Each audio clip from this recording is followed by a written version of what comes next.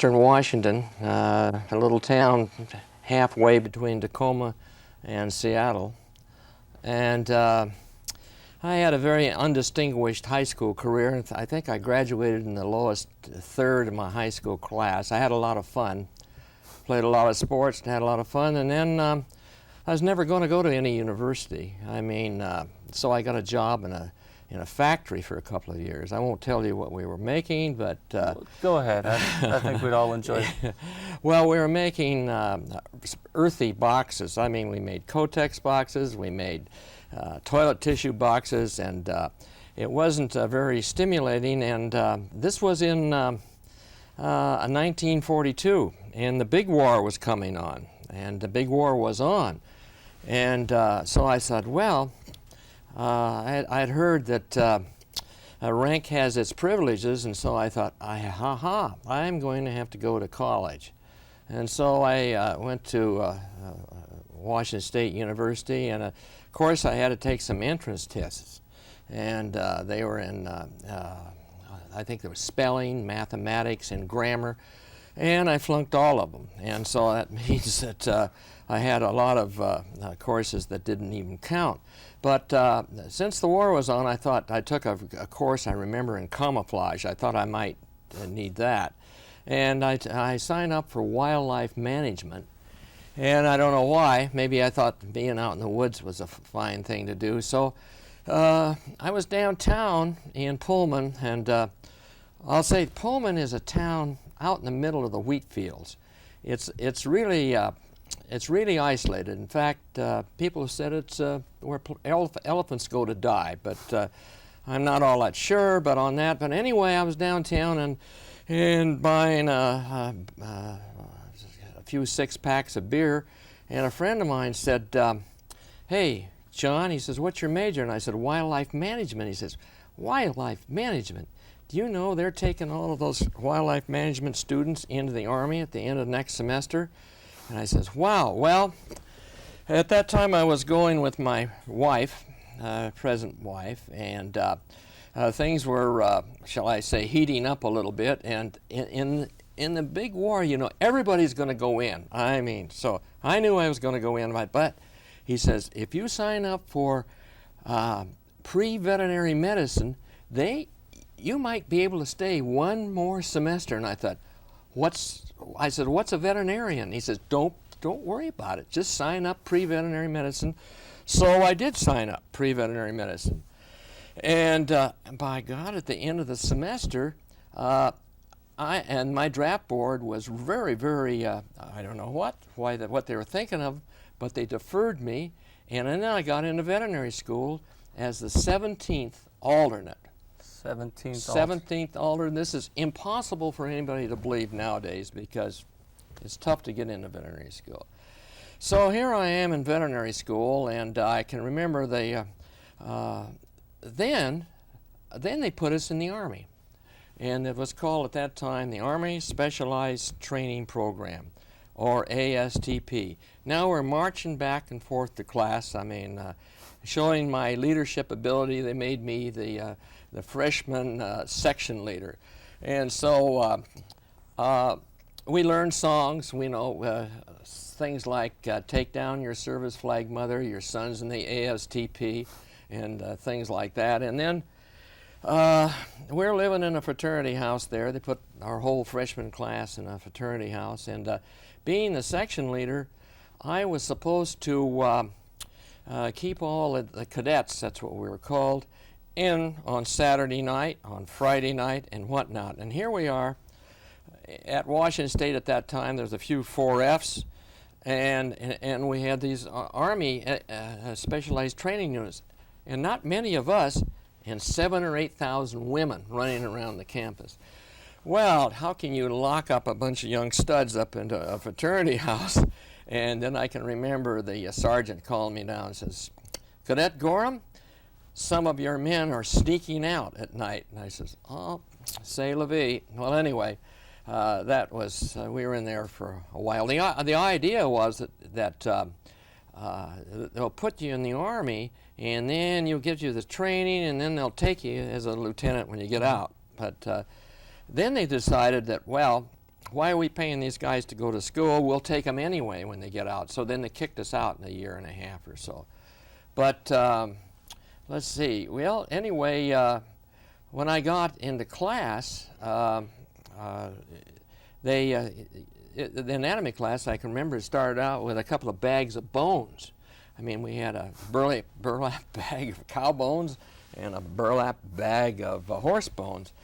Well, it was a little confusing for me anyway, because some of my horse bones were in with the cow bones, and that was not it wasn't really quite that bad. But in veterinary school, we only had 4 or 5 profs in the school. Now there's so many, there's 80 or 90, but so we only had 4 or 5, and and some of them I don't think were the greatest in the world. But so my education wasn't what you'd call profound, but I had an idea. If I'd buy the same textbooks that they used at Cornell and I read them, and Cornell was a big school at that time. I mean, they had people like Dukes in physiology, Melks and pharmacology, and Olafson didn't write a book, but I had some copies of some notes, and so if you read that stuff, you thought, well, I'm getting what they were getting at Cornell, and so I'll continue talking on my profound. I wanted to. The notes that you gave me said that your stay at Washington State during your veterinary career was pretty much of a whirlwind. Did you say it was like 3 years for the entire program, and that includes pre-vet? Yeah, it includes pre-vet. In fact, I started in the fall of 1942, not in veterinary medicine, and then I had to. Then I graduated with a DVM in December, or in January 1946. So it was about a 3-year shot, and so I missed a few courses like radiology and a few of those courses, but we somehow got by, and some of the stories that we had. I don't know. Shall I tell you about some of the professors, or where do we go? Absolutely. From here? Let's. Okay. Well, you told me some nice stories about Dr. McCullough. Oh yeah, Dr. McCullough wrote a book on disinfection and sanitation, and in fact, he was the sloppiest guy I've ever seen in any laboratory. I mean, he'd walk around. Well, one of the things he did was he's going to demonstrate in class how to inoculate a rabbit. And so so now, like, you're a whole lineup of students right there, and he's going to inoculate this rabbit. And so this was number 4 anthrax spore vaccine, which is a little hot. But anyway, so he picks up the skin and the rabbit like that, and then he sticks through both skin layers, and then he shot it, and he sprays the class with anthrax. Well, I mean, that's just one of the many things. And then a real character. Then he got himself. We didn't get it, but he got a carcinoma of the large bowel, and it had metastasized to the liver. And so every day in class, Maybe Dick Garner or Dr. Garner will tell you about it, but it happened that as the metastases grew in his liver, you could feel the lumps from outside. And so every day in class where we had him, we had to go up to the room and feel his metastasis. Well, then he always said, he says, well, I'm going to will my liver to the Department of Veterinary Pathology. And if they can't say, if your kids can't say they studied under McCullough, he says, by God, they're going to study McCullough. So he willed his liver, and it was a big formal thing for quite a while. But he was one of the characters, I'll tell you that. Now, when you left veterinary school after three years with your degree, did you know you wanted to go into pathology at that time? No, I didn't want to go into pathology at that time.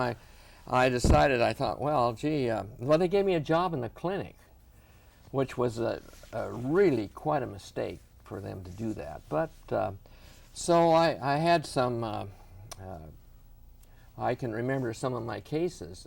One of them was, they told me to tube this horse. And so I just said, well, okay.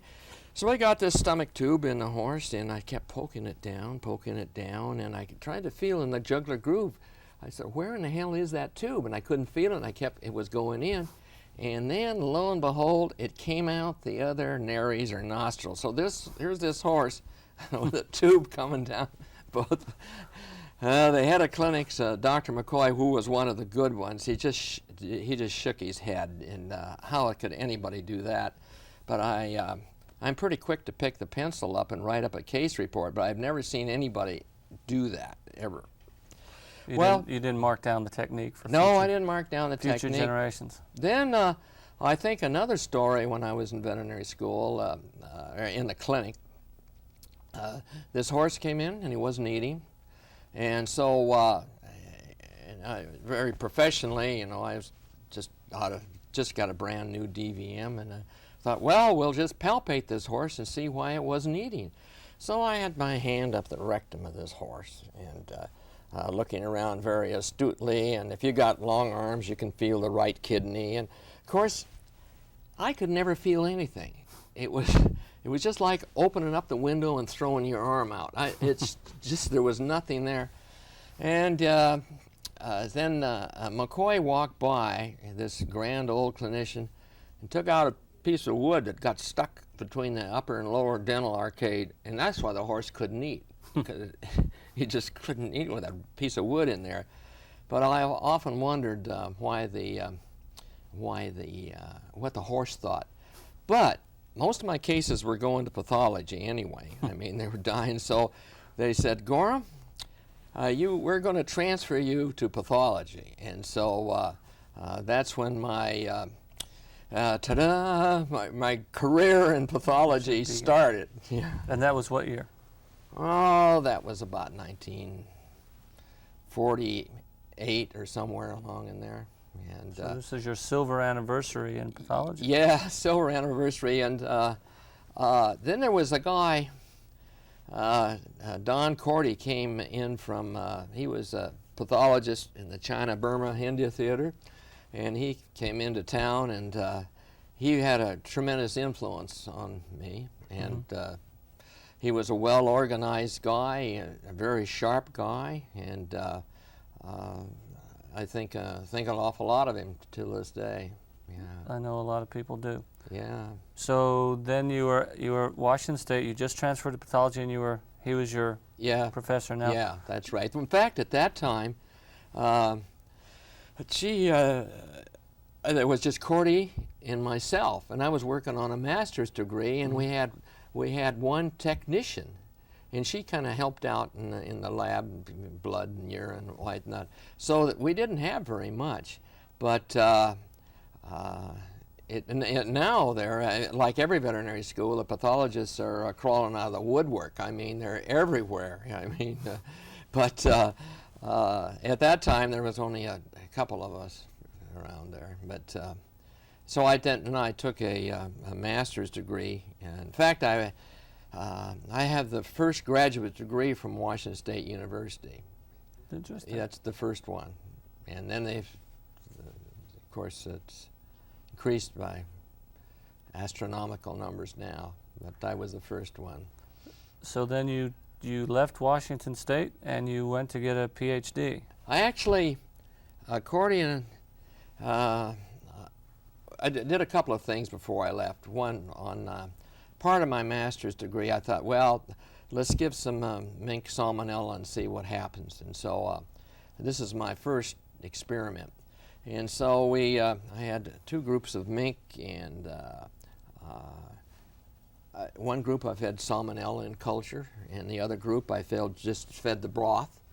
And I was going to weigh them every day and see how they looked, and I was waiting for them to get a tremendous enteritis and succumb, and I could write all this up. Well, unfortunately, and I don't know to this day why this happened, but the mink that were getting the salmonella and the broth grew better and put on more weight than the group that just got the just got the broth. And I thought, I asked Cordy about it, but he couldn't figure it out either. But we did some other parts of salmonella that and mink that did work. But I think the biggest thing that ever. Then I worked on botulism. Mm-hmm. I had a job with. Actually with this guy with the Department of Agriculture at that time, but he, this guy was a Danish veterinarian, and he was pretty tough. In fact, he had to read all my letters coming to me, and all my letters going out. I could handle that, I guess, but we were working on botulism, type C in mink, and he says, you don't have to plug your pipettes. And you know, we didn't have the fancy rubber things now like that. These are old glass pipettes. He says, you don't have to plug those. Well, I wasn't too handy in the laboratory anyway, and I thought, if this keeps up, I'm going to suck up some botulism type C. And he says, well, that's not really toxic for man anyway, so go ahead. And I said, oh, the hell with that noise. So then I quit, and then I went back with Cordy. And then comes along salmon poisoning. Shall I give you the salmon poisoning story? Sure. This is I've been living off this bit of research for the last 55 years. People say, Gorham, what did you ever do? You know, and I says, well, I always give Cordy credit on this. But I said, always start out Cordy and I, you know. Well, anyway, parasitologists always want to get a look at salmon poisoning because. There's some intestinal flukes involved called Nanophytes salmonicola, which drives the students nuts.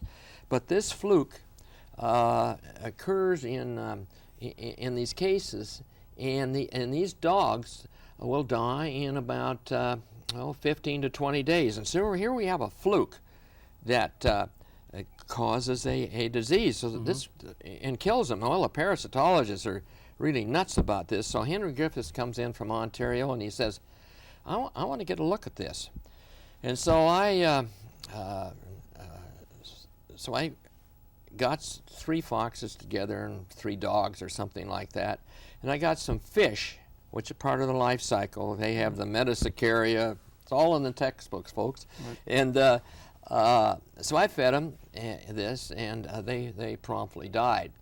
Well, so it wasn't really the flukes that did it, but he wanted to collect it. Now, there had been a previous paper by B.T. Sims that they didn't think it was the flukes either. They thought it was something else. They didn't know what it was. They thought maybe it was a virus, but they didn't know. So we posted the dogs. I guess I posted the dogs, and Dick Garner, who was a student at that time, helped on it. And the mesenteric lymph nodes in salmon poisoning are as large as your thumb.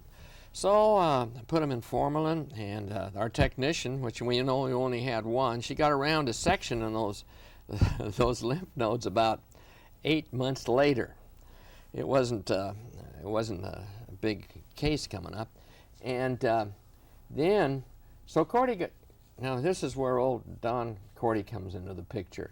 So he was sitting at the desk, puffing his pipe, puff, puff, puff, puff, and he said, John, he says, come in here and take a look at these lymph nodes. And he says, what do you see in these reticular endothelial cells? What do you see in these macrophages? And I said, I see a bunch of purple dots. And he says, what do you think those purple dots are? And then my answer, which will not appear in the classic volumes of medicine, I said, Cordy, it beats the shit out of me. And Cordy says, and he puffed his pipe a little bit more, and he says, well, I tell you what, let's bypass the fluke cycle. In other words, inoculate some, or feed some dogs some more fish, get some lymph nodes, then grind up those lymph nodes, put in them some more dogs, a straight line passage, lymph nodes, dog, lymph nodes, dog.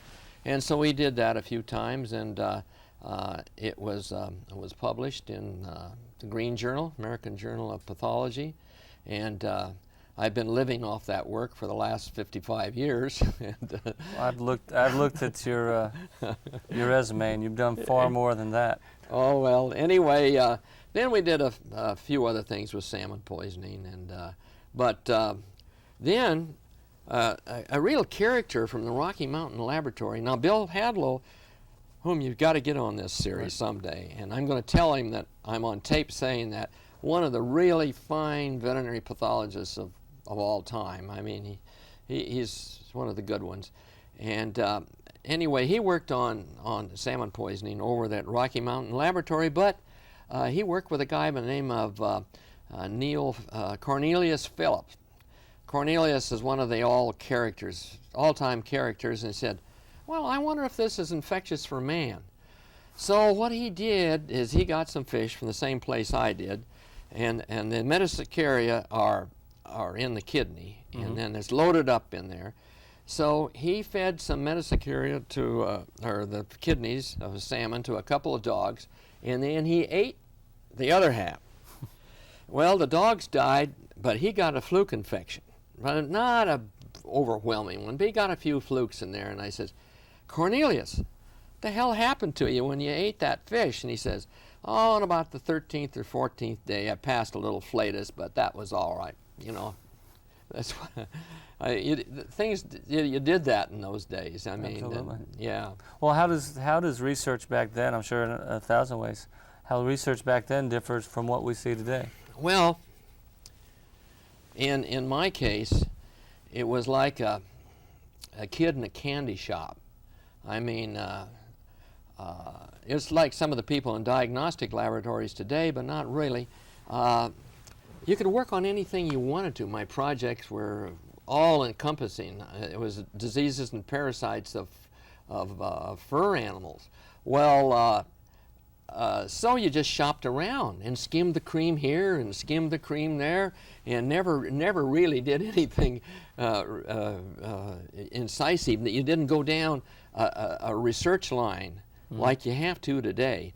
I mean, today I see these kids in pathology at Washington State, and they're working along one line, and the professors are working along one line, and so it's one gel after another, it's one protein after another. You go by their labs, and they're holding up these gels, and oh God, look at this protein here.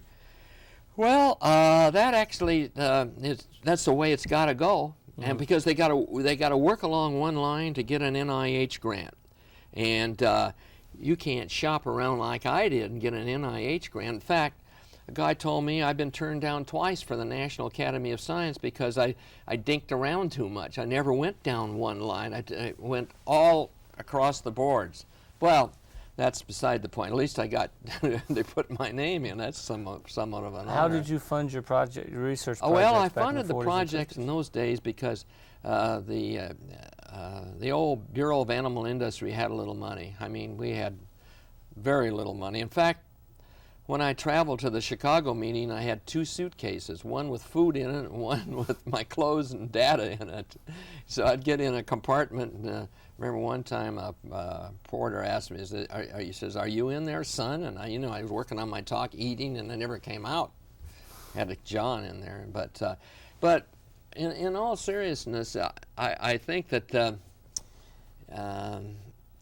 you've got to make significant advances along one line, and it's molecular biology nowadays. I mean, I don't know if all the good diseases have been discovered or not, but every now and then I read about them, but there's damn few that are really new that come up. And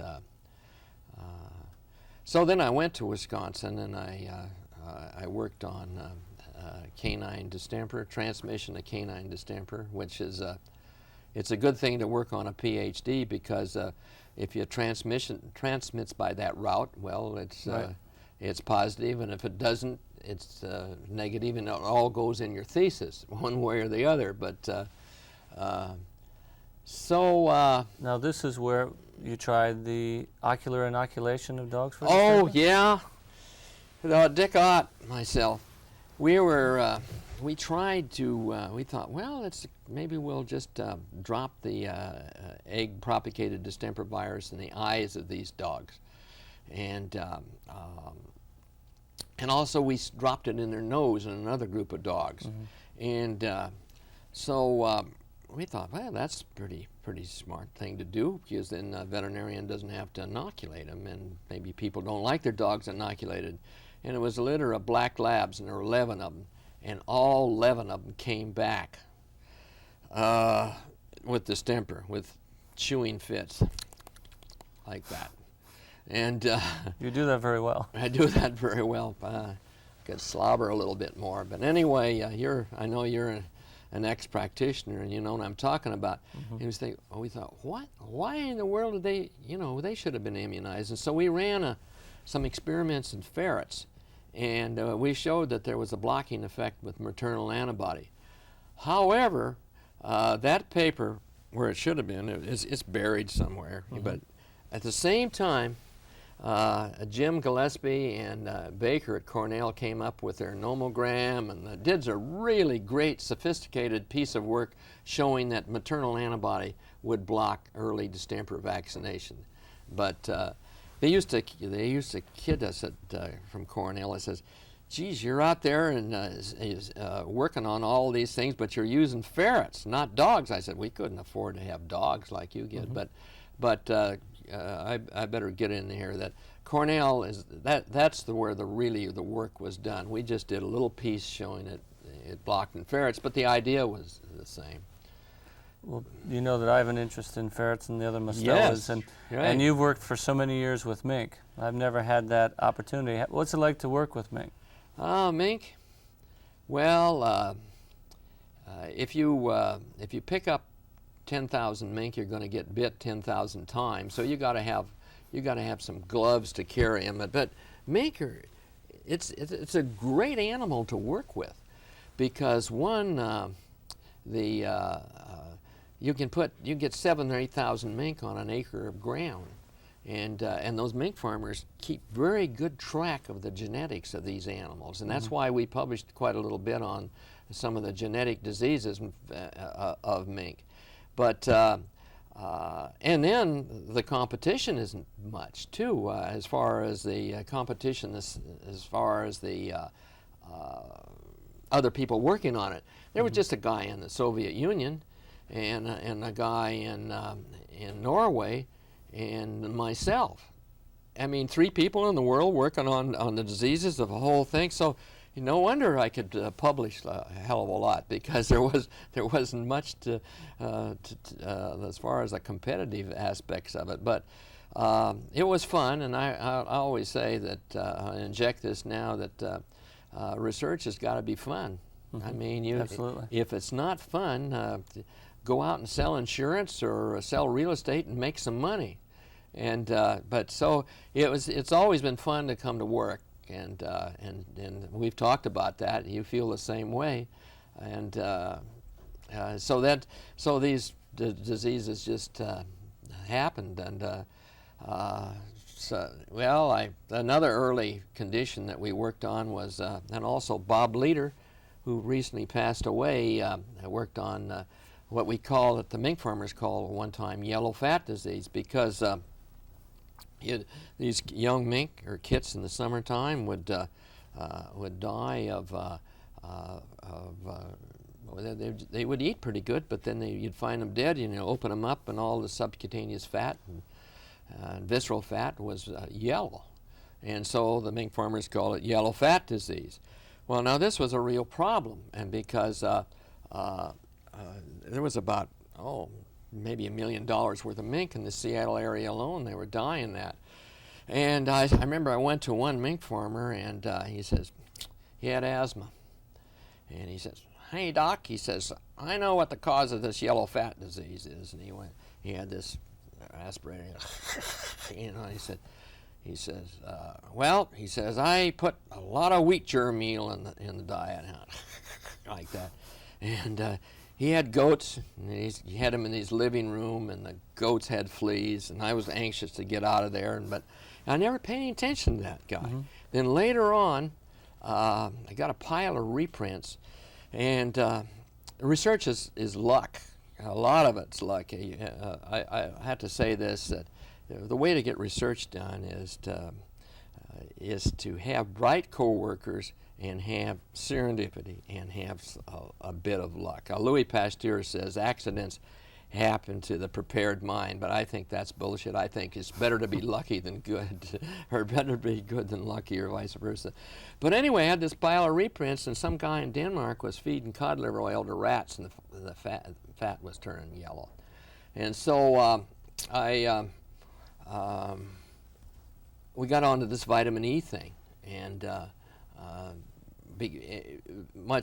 and of course the mink farmer told us a couple of years before that time that he can control it, but he didn't pay any attention to it. And so I always tell the students is never sell a farmer short, because they're out there and they know. And so we, leader and myself and some students, we put this thing together and controlled it. Since that time, it's been found in cats, and Cordy published it in cats, and then what was I going to say? Then I went to a mink farm one time, and the guy says, I sent my pigs to the slaughterhouse, and they were all condemned, and because the fat was yellow. And I said, what are you feeding the pigs? And he said, I don't feed them anything. They're just running under the mink pens, and they're eating the feed that falls through. And I said, well, they probably got it too. And so that was being at the right place at the right time, and so we produced it and prevented it in pigs, which is one of the things. But now we got this disease called yellow fat disease. Well, that isn't really a sophisticated name, yellow fat disease. Not like the green slime. Not like green slime, which you were working on in ferrets. No. So I thought, well, I've got to get a better name for this, and I think Cordy had left at that time. Well, anyway, I was back here in Washington, D.C., and so I thought, well, I'll go see T.C. Jones and see what he's got to say about this. And so we just described the thing, and he says, well, he got Dorland's dictionary out, and he said, why don't we call it adipositis? And I says, I can't spell it, I can't pronounce it. And then he thumbed through it again. He says, well, why don't we call it steatitis? So it was named down there in the old AFIP building by Jones. He named it. But before that time, I had to talk a little bit about Charlie Davis, whom is one of the real enthusiasts for veterinary pathology. He could get a dozen granulomas, and that would just turn him on. I mean, he thought granulomas was, everybody else thought, oh my God, a granuloma. But he would look for TB in those granulomas, and he'd look for 1 hour on each one before he'd discard it. And then if he found one acid-fast organism, I mean, that was a great day for Charlie. But God, what an enthusiastic guy. And Charlie, he did some things that were never published because he got in a fracas with the old honchos in the BAI, particularly Shaning, who wrote a textbook on it. They didn't get along very well. And Charlie had found the paravascular cuffing in hog cholera. And he wasn't allowed to publish that for some reason. Then he found leptospirosis in pigs for the first time, and he couldn't publish that either. Why wouldn't they let him publish I don't know. I don't know whether it was jealousy or whatever, but Charlie didn't get it published, but he was really ticked off about that. But Charlie was... But I was on yellow fat disease, or steatitis. I got to get back to that. Charlie and I published a paper on that, but he found that acid-fast pigment in there, and he found it there first, and it was kind of buried in the discussion, and I didn't pay sufficient attention to it. One of the many things that I've missed in this world. Let's turn once again to your military career. And how about a couple of reminiscences about the old red brick down at 7th and Independence? Because as I understand, you were here for Well, I used to come here a little bit. and AFIP.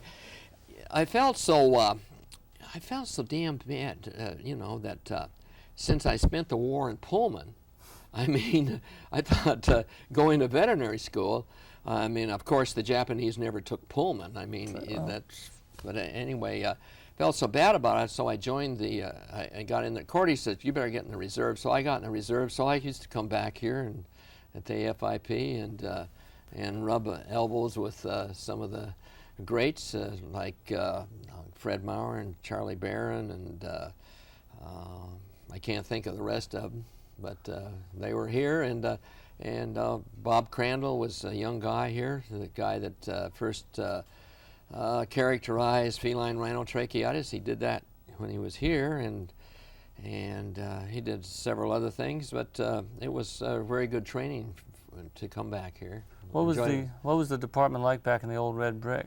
Well, offices for everyone? No, I don't think it was. Well, I wasn't in there very. I never spent any active duty time. I was in this building. I spent that time, but you know, it was just like kind of like a museum sort of a thing. You know, it was people had a place to sit, but that's about it. You know, but it's the AFIP has always had a soft spot in my heart. But then I could get into the thing on the Lucian disease. That'd be great. Why don't we cover Lucian disease? A lot to talk about the mink. A lot to talk about. The Lucian disease. We got the Chediac Higashi. Yeah, yeah. And if you tell a story about the sonic booms, those sonic booms. Well, the Lucian disease. Now, in the early 1940s, a blue mink appeared on a ranch in near Astoria, Oregon, and this mink, and in the time before that, the mink farmers would quote knock him in the head. We wants a odd color mink like that, because they were raising dark black mink. Well, old Andy Warris down there, he decided, well, I'll breed this thing, and so he started breeding these, and these mink were bluish in color, the early one, gunmetal color, and he started to sell the breeding stock, and because now these bluish looking things matched women's gray hair, and wow, they went, and a male was going for about $3,000 to $5,000 for one male mink weighing about 5 pounds. And this is how long ago? Well, this was in the 40s, in the middle 40s, and that's a lot of money. That was a lot of money, and the females went around 3,000, and so people started breeding those things. And now I'll get into this maybe a little later, but those mink had what is known as the Chediac Higashi syndrome. Well, I better talk about it now. These mink had the Chediac Higashi syndrome, which George Paget, who is now at Michigan State, was the discoverer of this thing. And Chediac was a Cuban and Higashi was a Japanese.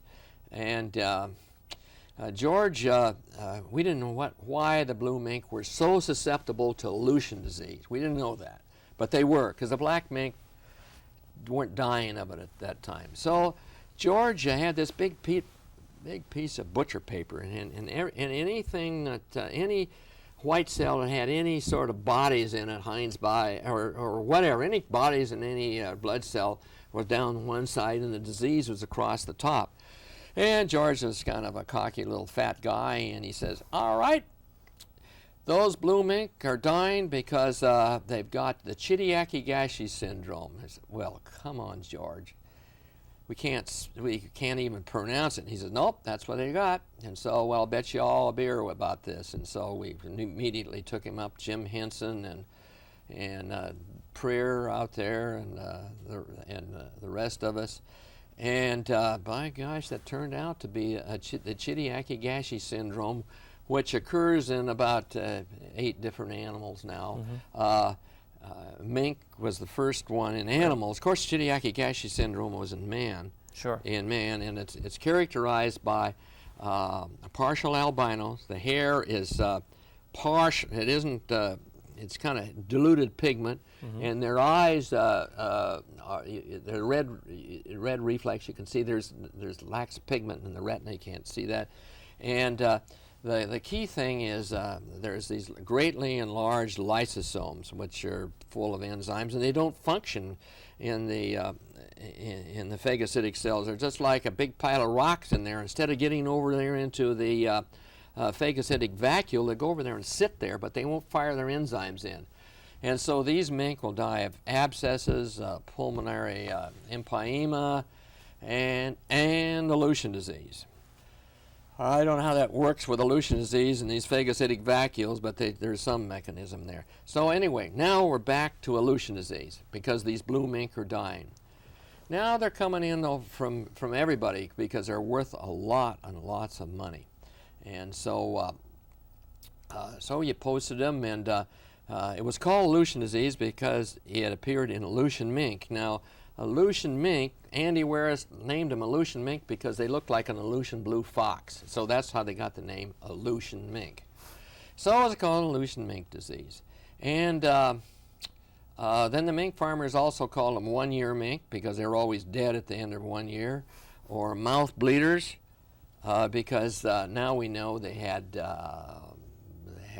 high levels of BUN, they had uremia, and kidney disease because the mink farmers could see that. They opened them up. The mink farmers loved to autopsy their own animals, and they opened up. I mean, you could see these big mottled and whitish pitted kidneys if they lasted long enough. So we didn't know what the cause was, and so in about 1956 we wrote a paper on we described the disease, which was the first description of the disease, Hartsoff and myself, and but we said we didn't know the cause, but keep your pens clean. Well, that's like kissing your sister, keep your pens clean. I mean, what does that mean? And so, but we had a little idea this thing might be transmissible because I worked with a guy by the name of Dr. Humman, and he made vaccines against distemper.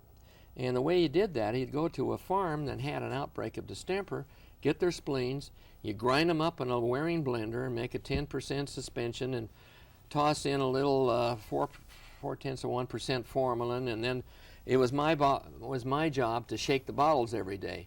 And if the lid didn't blow off, voila, we had a vaccine. So I'd run around following Humman as he vaccinated, and wherever he inoculated mink, especially blue mink, they died. And so that's going to make you very popular with the farmers. Oh, popular! They called him Dr. Death. So, but that was an instance that we knew that this thing was transmissible. And so we later on we did the transmission experiments using blue mink instead of black mink, which can get it, but they don't get this hypergammaglobulinemia as much as the mink. Well, they got a hypergammaglobulinemia, and then the virus combined, we know now it was the virus combined with the antibody plus complement, and they plugged up the kidney just like garbage in a sink trap, and the animals died of uremia. And later, a friend of mine, Porter at UCLA Medical School, he's an MD down there, he found out it was a parvovirus. And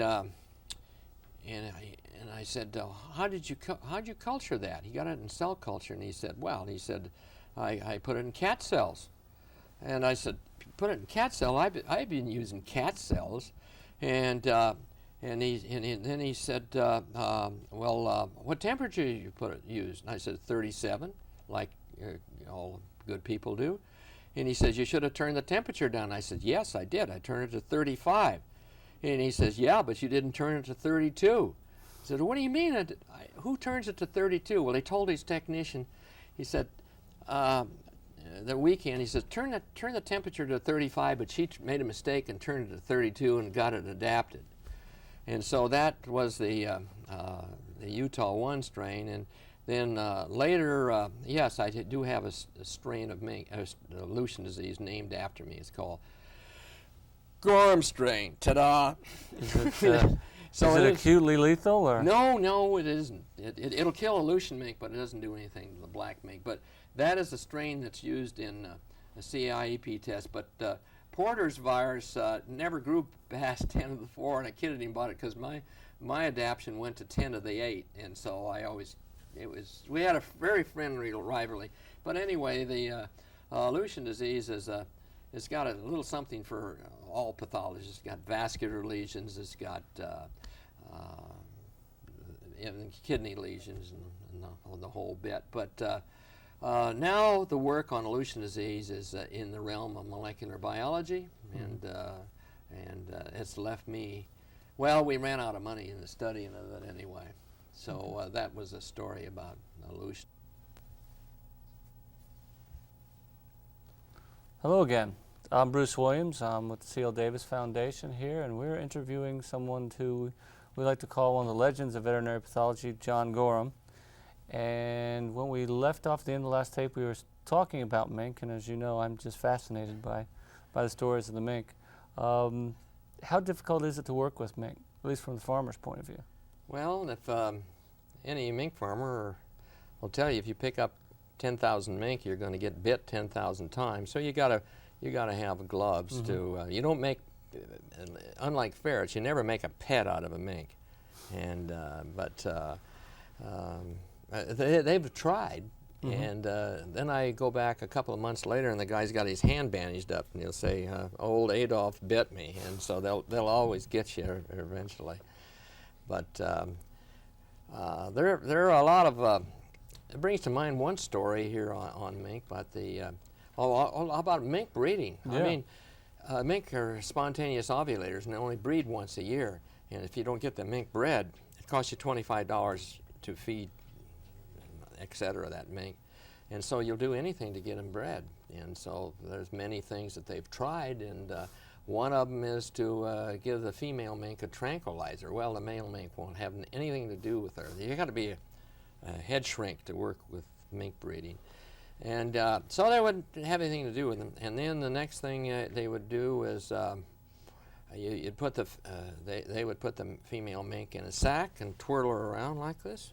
And then when she's sufficiently dizzy, well, they put it in with the male mink. Well, male mink won't breed dizzy females, so that was out. And so the next thing they did is they'd load up all the females that didn't breed, and they put them in the back of a pickup truck, and then they'd drive them around and they'd get them, try to breed them. But that didn't always work too. But there was one tried and true method. There's always on a mink farm with maybe 50,000 mink, there's always about 10 mink there, which they'll name Old Harry or whoever. That mink will breed any female, and so it's a matter of rape. And so then she ovulates and they has kits. And so these are stories among the mink farmers that they'll do. But one of the things to talk about mink breeding, the Air Force, they were continually paying off on sonic booms. I know that they paid them off for other pig farms, poultry farms, and whatever farms, but the mink farmers were getting to them because they'd hear a sonic boom. It may be a million miles away, but then they would sue the Air Force. And they got really ticked off about this, and so they decided to run an experiment in Alaska on an island called Mitkoff Island. So they had one fur farm that was already there, and so the Air Force built another fur farm about 8 or 10 miles down the end of the island. And they were going to, and I didn't know you could aim a sonic boom like they could, but they're going to boom that group, and this would be the control group. Well, so they called me up and said, well, we'd like to do this. Have you got any comments? And I says, yeah, they better not have any Aleutian disease, because Aleutian disease affects the production anyway, because it's a major disease. Oh, my God. He said, well, can you check them all for Aleutian disease? And I said, oh, yeah, if you'll pay my way and my friend's way to Alaska, we'll go check them. And so we did, and they didn't have any Lucian disease. But now they got a bunch of animal psychologists or psychiatrists or whatever they are, and with little peepholes to watch these mink and to see what would happen when the boom came along. Well, they were watching them, and here comes the boom, and the mink barely looked up, but just scared the hell out of the psychiatrists. They thought the world was coming to an end. But anyway, it didn't do anything to mink. Mm-hmm. So the Air Force says, "No, we're not paying off for that anymore," and so they don't. So that was the instance about that. But there's a lot of interesting stories about that. Do you know what? You're a ferret aficionado, but you know what they do in England? They call a thing called ferreting. They take a loose pair of trousers, and they put the ferret in one leg, and then the ferret that comes back down the other leg, that's the winner, I guess. Anyway, I'll tell you one thing. They don't do that with mink because they're liable to stop on the way, and that is the end of that. So, but let's see, what other anecdotes or whatever stories on mink? Well, you were telling me about the time the person flew in the mink. Oh yeah, this guy from a mink farmer from Burley, Idaho. He had a lot of mink, and he flew into Pullman. And he says, "Hey, John, meet me out at the airport." He says, "I got about a dozen mink out here, and my mink are dying." He says, "Can you autopsy them?" Mm-hmm. And I said, "Sure. Fly in. I'll meet you out at the airport, and we'll go into the lab, and we'll take a look at them." And I don't know if I'll come up with the answer, which is always a safe thing to do, and. But then he's looking at the weather, and the weather was socking in. It was getting bad in Pullman, and it was worse over the Rockies, the foothills, or the Seven Devil Mountains. And he says, "John, can you autopsy these mink right out here?" It was the middle of summer, and I thought he might have an outbreak of yellow fat disease. And I thought, that's a simple thing, because the fat would be the color of this canary yellow. And so I thought, oh, geez, I don't want to do this. And he said, "Oh, come on, let's just take a look at him out here." So all I had was a jackknife, no gloves, no nothing. And so I started opening him up and looking at him and peering in the trailing edge of that wing. And so I saw multiple white foci on the liver and spleen and in the lungs. And as I got down to about the last one, now I've got blood on my hands, of course, and everything is contaminated, the wing and everything. And I said, "What are you feeding?" He says, "Well, a mink farmer feeds anything that walks, crawls, flies, or swims, anything you can get cheap." And he says, "John, I got a good deal on jackrabbits, and I've got about 10% in the ration." Now I got all this blood on. I said, "Emmett, you've got tularemia, I've got tularemia, and the mink have got tularemia." And then I did culture it back in the lab, and it was verified as tularemia. Well, you're still here with us today. Yeah, so I took must not have been too serious. No, I knew where the streptomycin bottle was, but I knew where the doc was, but I never got it. But I sure was exposed to it. But that's a really stupid thing to do, and I give a lecture to the class on the mistakes I've made, and it takes us about an hour to get through all the mistakes I've made, and including that one. And but they wanted to make it into a 2-hour course, and so I said, "No, knock it off."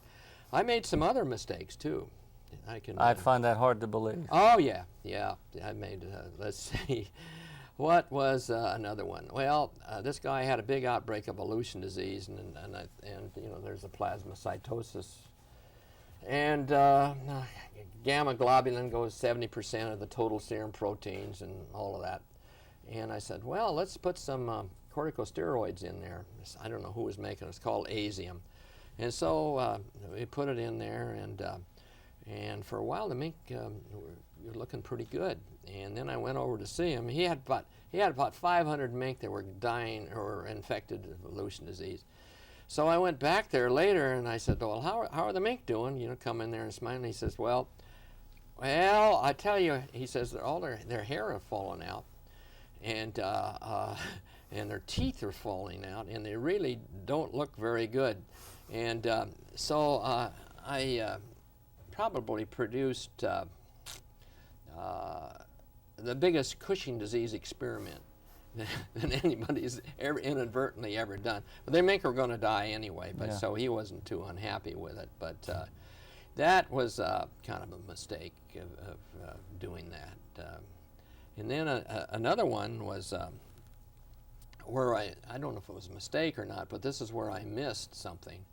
It's good laboratory practice to, if you're working on a disease, to bleed everybody in the laboratory and get their serum and run it against the agent that you're working on. Well, this happened to be canine distemper, and but everybody in the lab had a titer of about 40 to 1 to 40 or 1 to 60 against about 100 units of virus, and well, it all was just about the same. So we went down to the hospital and got some cord blood, and it was just about the same in those cord blood of those kids. And and then now we've got about 25, 30, or 40 specimens that all have the same titer. So I thought, in human serum there's a non-specific heat label inhibitor and against distemper, but of course it wasn't. We were crossing with human measles, and they belong to the same family and whatnot.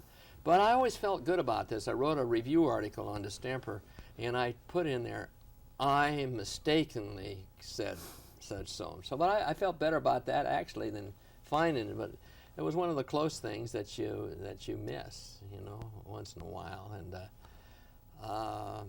another case we missed. Well, Leader actually, Bob Leader, God rest his soul, missed this, but he went to an outbreak of mink encephalopathy. I was part of it, so that's why I'm saying it, down in Blackfoot, Idaho. And he collected some, because all the adult mink on this farm were dying, and none of the kits, the young ones. And so he brought back some specimens, and he cut them in. And he saw these vacuolated neurons, and he didn't really think that he didn't think that were too significant, and I didn't think they were very significant, so he missed it. So now Bill Hadlow hears about this, and he runs over from the Rocky Mountain Laboratory, and the rest is history. I mean, he finds one of the first cases of transmissible mink encephalopathy in mink in the United States. So it's one of those myths. But we did work on it, and one time, and we did publish this. Dieter Berger had a block of tissue in his desk drawer, just like this, in his desk drawer, for 6.5 years. His paraffin block, and he said, "What if we dug the tissue out of that and ground it up and inoculated some mink?" And we did. In 2 years, those mink came down with mink encephalopathy, showing that this agent, for whatever it is, whether it's a unique virus or it's a prion, whatever it is, it's a very, very stable thing. And so then this followed up. Joe Gibbs at the NIH, he had some Creutzfeldt-Jakob blocks, and he did the same. But my coworkers out at Pullman, I still hang around. I go to work every day because it's still fun. And but many years I was able to start the Scrapie project, and we've been playing around with it for many years. But just recently, they've got a new eyelid test for preclinical diagnosis of Scrapie, and where Bill Hadlow, in a classic pathogenesis experiments, found that the agent replicated in lymphoid tissue before it got to the brain, and that was great work. So everybody knew it was lymphoid tissue, but to get a quick or a decent test, you can't inoculate mice and work for wait 2 years. In fact, he used 10,000 mice on that experiment, and that's why you got to get him back here to talk sometime. But anyway, our group knew it was in lymphoid tissue. Everybody knew it was in lymphoid tissue, and the Dutch were getting it out of the tonsil. Well, you got to have a long handle forceps with the scissors on the end to snip the tonsil, and the sheep isn't going to hold its mouth open. You got to anesthetize the sheep and all of that. But a clinician in Washington State said, "Hey, there's some lymphoid tissue on the inside, the back side of the nictitating membrane, the third eyelid." He said, "You could snip that out." And you could snip it out in about a minute and a half after a little local anesthesia, and it was stained for prion protein, and it just came out in veterinary record last month. So we all feel pretty good about it because it looks like it's going to be a standard test, and that's terrific. It's something we needed for years and years. And so I'm sitting around in their reflected glory. I feel good about it because they're my coworkers. But I don't think we could leave the subject of mustelids or mistakes without you talking about the ferret incident. Oh, the ferret incident. Well, when we're working on ferrets, they're the premier animal to work on in vaccines because a couple of units of virulent virus will kill them, and 5 units of vaccine virus will protect them. And so we had this experiment on. It was a titration using a different type of vaccine or something, and we ended up screwing it up, and we had about 70 to 80 beautiful ferrets. They're all immunized, and Keith Farrell, who was the guy that discovered freeze branding, by the way, and I were driving down the old road, and he says, "Geez, we can't kill these ferrets. They're just too nice to kill." And so there's a pig farmer right south of town, and he says, "Let's take it up to old Orrin Turner's pig farm and see if he'll trade us a pig if we'll get rid of his rats." He was up to his yin-yang and rats. They were everywhere, and so we let those 70 to 80 ferrets out. And they were about a couple of miles from town. And the ferrets were running around, and the rats were running around, and God, it was really a circus up there. And then we didn't get the pig, but we kind of forgot about it. I don't know why. And then we looked in the paper that this old hermit downtown, or on the way, he had a chicken farm, and the ferrets got in there and killed all of his chickens. Now, Farrell and I felt bad about that, of course. And so we bought him another 50 chickens and hoped that it wouldn't happen again. And there was all kinds of stories. There was a gas station there that this a ferret got into the women's toilet there and chased her out of there. And she kept running out in her underwear down next to her knees. And oh, geez, it was something. But we never really admitted that we about the ferret incident. But my wife's a journalist. I think she wrote it up one time in a column. I'm not sure, but that's like I said in the beginning of this. You know, you got to have fun. Mm-hmm. If you don't have fun, do something else. You know, would you like to say something about Keith Farrell? Because it seems Keith like Farrell? quite a yeah. character. Well, Keith Farrell was well, he's a guy that had 100 new ideas every single day. 99 weren't worth a damn, but one might be good. And so he was taking a sarcoid off a horse because he liked to play around as a clinician. And he took using dry ice and alcohol. Mm-hmm. And the horse came back in, I don't know, 2 or 3 months. And where he'd used that, the hair came back in white. And he said, aha, I could use this for branding. And so lots and lots of the cattle in Denmark, dairy cattle and whatnot, are all freeze branded because they're a little bit more hep on animal cruelty Mm-hmm. and whatnot over there. And so that was his idea, and it was a happenstance in the clinic.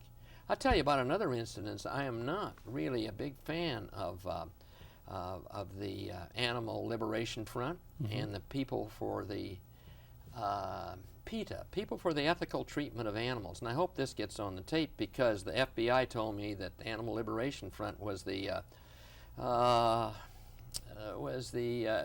hooked up together. They're the militant They're arm. the militant arm of it.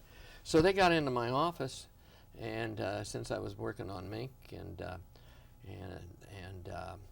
they did about $100,000 worth of damage. Took all our computers, bashed them in, took all my slides, or a lot of my slides, poured acid on them, poured acid on all the data books, and all of that. And then they went to Michigan State and got caught, and or he did. He got caught, and the PETA gets millions and millions of dollars to give to for the militant arm of the. And they wrote a big sign on spray painted on my wall that says, "John, you can hide, but we'll find you." And I thought, well, that's a bunch of bullshit. I'm not going to stop research for that. But at the time, we're working on tyrosinemia. We're still working on tyrosinemia, which is a human condition. Mink and humans get tyrosinemia. Right. And it's a simple genetic disease, like Chidiac-Higashi. And so we're trying to get a test to pick it up in carriers. And here we're trying to do something to help humans out. We didn't have any other animal experiments going on at that time except tyrosinemia. So I'm not a real big fan of those people. As I was looking at some of the material that you gave me before the interview, you have been all around the world at least several times. I'm looking down, and we have China, Russia, Burma. Now let me tell you about something Poland. about Russia. Okay, let's. Because any pathologist will get a kick out of this. Now, if you're going to give a lecture in Russia, or India, or Pakistan, or Egypt, and you've got slides, which I got to have slides. I mean, they're your notes and whatnot, and you say first slide, please, and they've got the slide in there, and you go. Start smelling it. Your slide's burning up because their projectors are not like ours. They don't have any fans in them. So you talk fast from one slide to another. No, the Department of Agriculture has afforded me some visits, and maybe you want me to talk about the Russian visit. Oh, that'd be a terrific story. I don't know if it's that good or not, but well, anyway.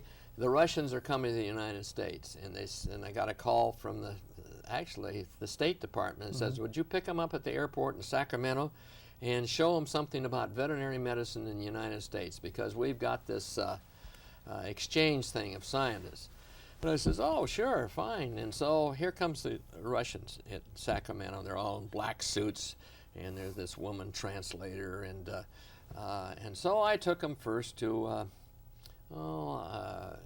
A big chicken farm down there. That was impressive, and they never said much. They're talking to themselves. And I took them to a feedlot.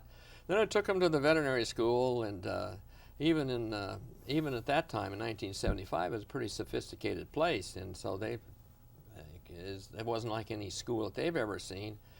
And so I thought, well, let's go over to Berkeley and see Wendell Stanley, because he had the Nobel Prize. And that's always impressive if somebody's got the Nobel Prize. So it was a Saturday afternoon, and the place was locked up. I didn't expect to find him there, but there wasn't even you couldn't even get in the place. So I says, well, let's take a walk across the campus.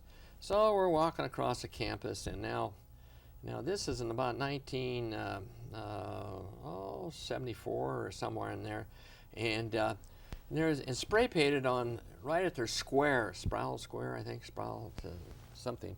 Anyway, it said blank blank or blank Nixon.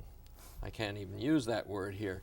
And so you want to know what that was, because they could read Nixon. I mean, and I said, well, it said copulate Nixon. Now they're all over there they're talking together, you know. This would be heresy. You can't say. Absolutely. You can't End up in the gulag. No, you'd end up in the gulag. And anyway, so then we're walking across the square, and I said, stop here. And they're all stopped and wondering why I was stopping. I says, right here, on this spot here, the American Student Revolution started, right here.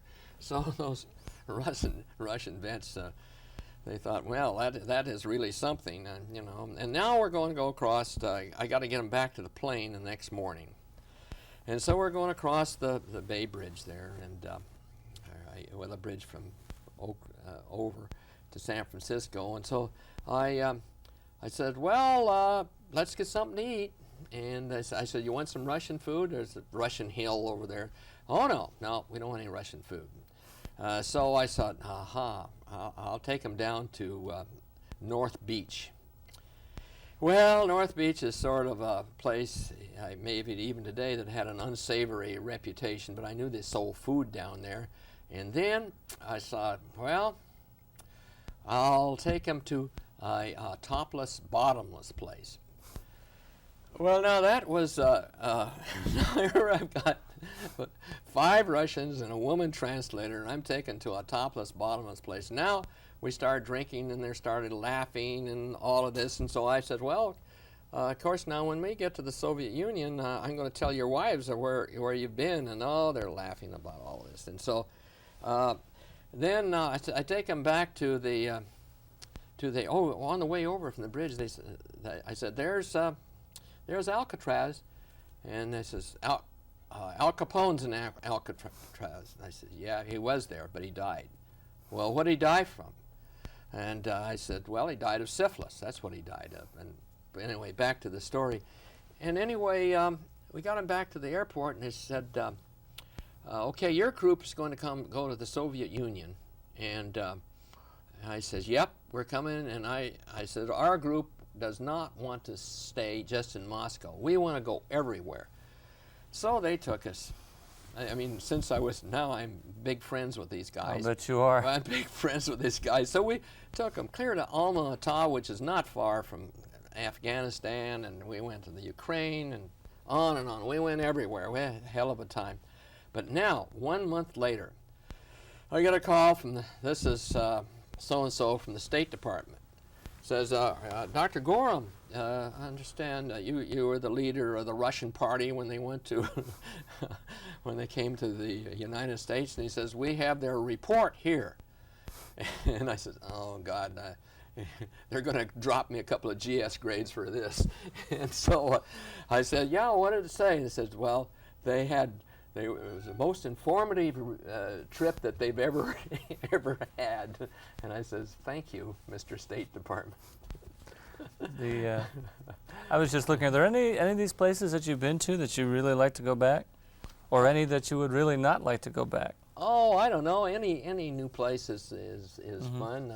I think the Soviet Union, if you've been to a place, you know, I've been there 3 times, and China 3 times, and you rather go somewhere that's new. And I remember in Pakistan, here I am visiting their clinic, because I'm over there supposed to see their projects and if they're spending their money right. So here I am festooned with the Nikons, and they bring this cow out, and for me to diagnose, and this cow is a sick cow. And they said, well, what do you think this cow has, doctor? And then I went down, Jesus, you know, they could have anything, a million. And I was very proudly talking about the number of diseases they had. And then one old guy came up to me, he says, we think it's got anthrax. So I never mentioned that. So anyway, that was, I think that was, yeah, one of the interesting things. You can always find something interesting on a trip, yeah. And I realize now that you are a triple threat. You are American College of Veterinary Pathology honorary member. Yeah, honorary member. And also a member of the American College of Veterinary Microbiologists and American College of Lab Animal Medicine. Yes. That's a lot of Well, tests yes, to take. I say it's I'm a Triple Crown winner, and also I'm a member of the National Academy of Practice. I don't know how they put me into that, but in all of those, I never had to take an examination because I was a charter member, and the ACVP took me in as an honorary member, and you know, these organizations are tough to get into, and so I'm very proud to put these on my CV. So that's great. They are tough, yeah. The cougar story. Oh, the cougar need to story. Hear about the cougar story. Well, Washington State at that time had a live cougar as a mascot, and they've had about 6 of them. The last one was, as any big cat on concrete, their joints go, and it couldn't jump around and was getting sick. And it just wasn't looking good, and the people were calling me up because I was supposed to be their veterinarian, and say, "What are you going to do about Butch the cougar?" And I thought, "Oh God!" Now he's about 12 years old, and so translated into the human element, it probably is a zillion years, and so I said, "Okay, I'm going to perform the perfect crime." So the best time to perform a crime at a university is between the time end of summer school and the beginning of the fall semester. It's very quiet around there then. So I told this technician of mine, who I later learned called Airhead or something like that, I said, "Now don't feed that cat for a couple of days, and then slip some chloral hydrate in there and put him out." And then so the cat wouldn't eat the stuff because it wouldn't. So I said, "If he doesn't eat it, you fire some darts into him and you'll overdose him with the barbiturate. Just keep firing the darts in there until he dies, but he's got to die in the pen." Well, he didn't do that. And then in the meantime, I called the university press service and I said, "You better write a story that the Butch died." He said, "What do you mean Butch died?" I said, "Well, just you and me and Airhead know that cat's going to die." And he says, "Oh God, I hate to write that story, because this is a big thing. And we could lose a vice president or a president of the university, and it wouldn't get 7 inches of type, you know. But the cougar, the mascot, everybody likes the mascot." So, he didn't die, but he was out pretty well, and so they put him in a pen to take him down to the autopsy room. Now, on the way to the autopsy room, there was 4 organizations saw him: United Press, Associated Press, International News Service, and Reuters, and the Lewiston Tribune. They saw him, and so they knew he was dead. And so it came out, and they called it Butchgate. And so I was back here in Washington, D.C., and so I didn't even tell my wife about this. And I said, "Well, how's everything going in Pullman? And anything in the paper?" Says, "Yes." Says, "You killed the cougar." And I says, "Oh shit, how'd that get in there?" And then that's what happened. Then now I got the press, you know, I gave them a bad lead, you know. And so I went to the university president, because he was really ticked off about all of this. And I says, "I did this, and not your press guy." So I would be remiss if I didn't bring up the subject of your wife. You're my wife? Married over 50 years? Yeah, I got married in, let's see, I had to figure out when our first child came. I think we got married in 1944. And, wow. Congratulations. Yeah. She's like your wife. She was never as famous as your wife, but she was on radio, National Public Radio, and she's a journalist, writes stories for a magazine called DVM, and that's right. And she has a column every week in a newspaper. She's written about 1,000 of them, and so that's one of the things she does. And but I've got a couple of kids. One's a cardiologist in Wenatchee, Washington, out in the middle of the apple country, and and a daughter who was a school teacher in Eugene, Oregon, and everybody's great happy. success. Yeah, that's right. But and I might say that I'm very pleased to be here, and I don't know where you get all this legend crap, but hey, I'll say at my age I'm glad to be anywhere. Absolutely.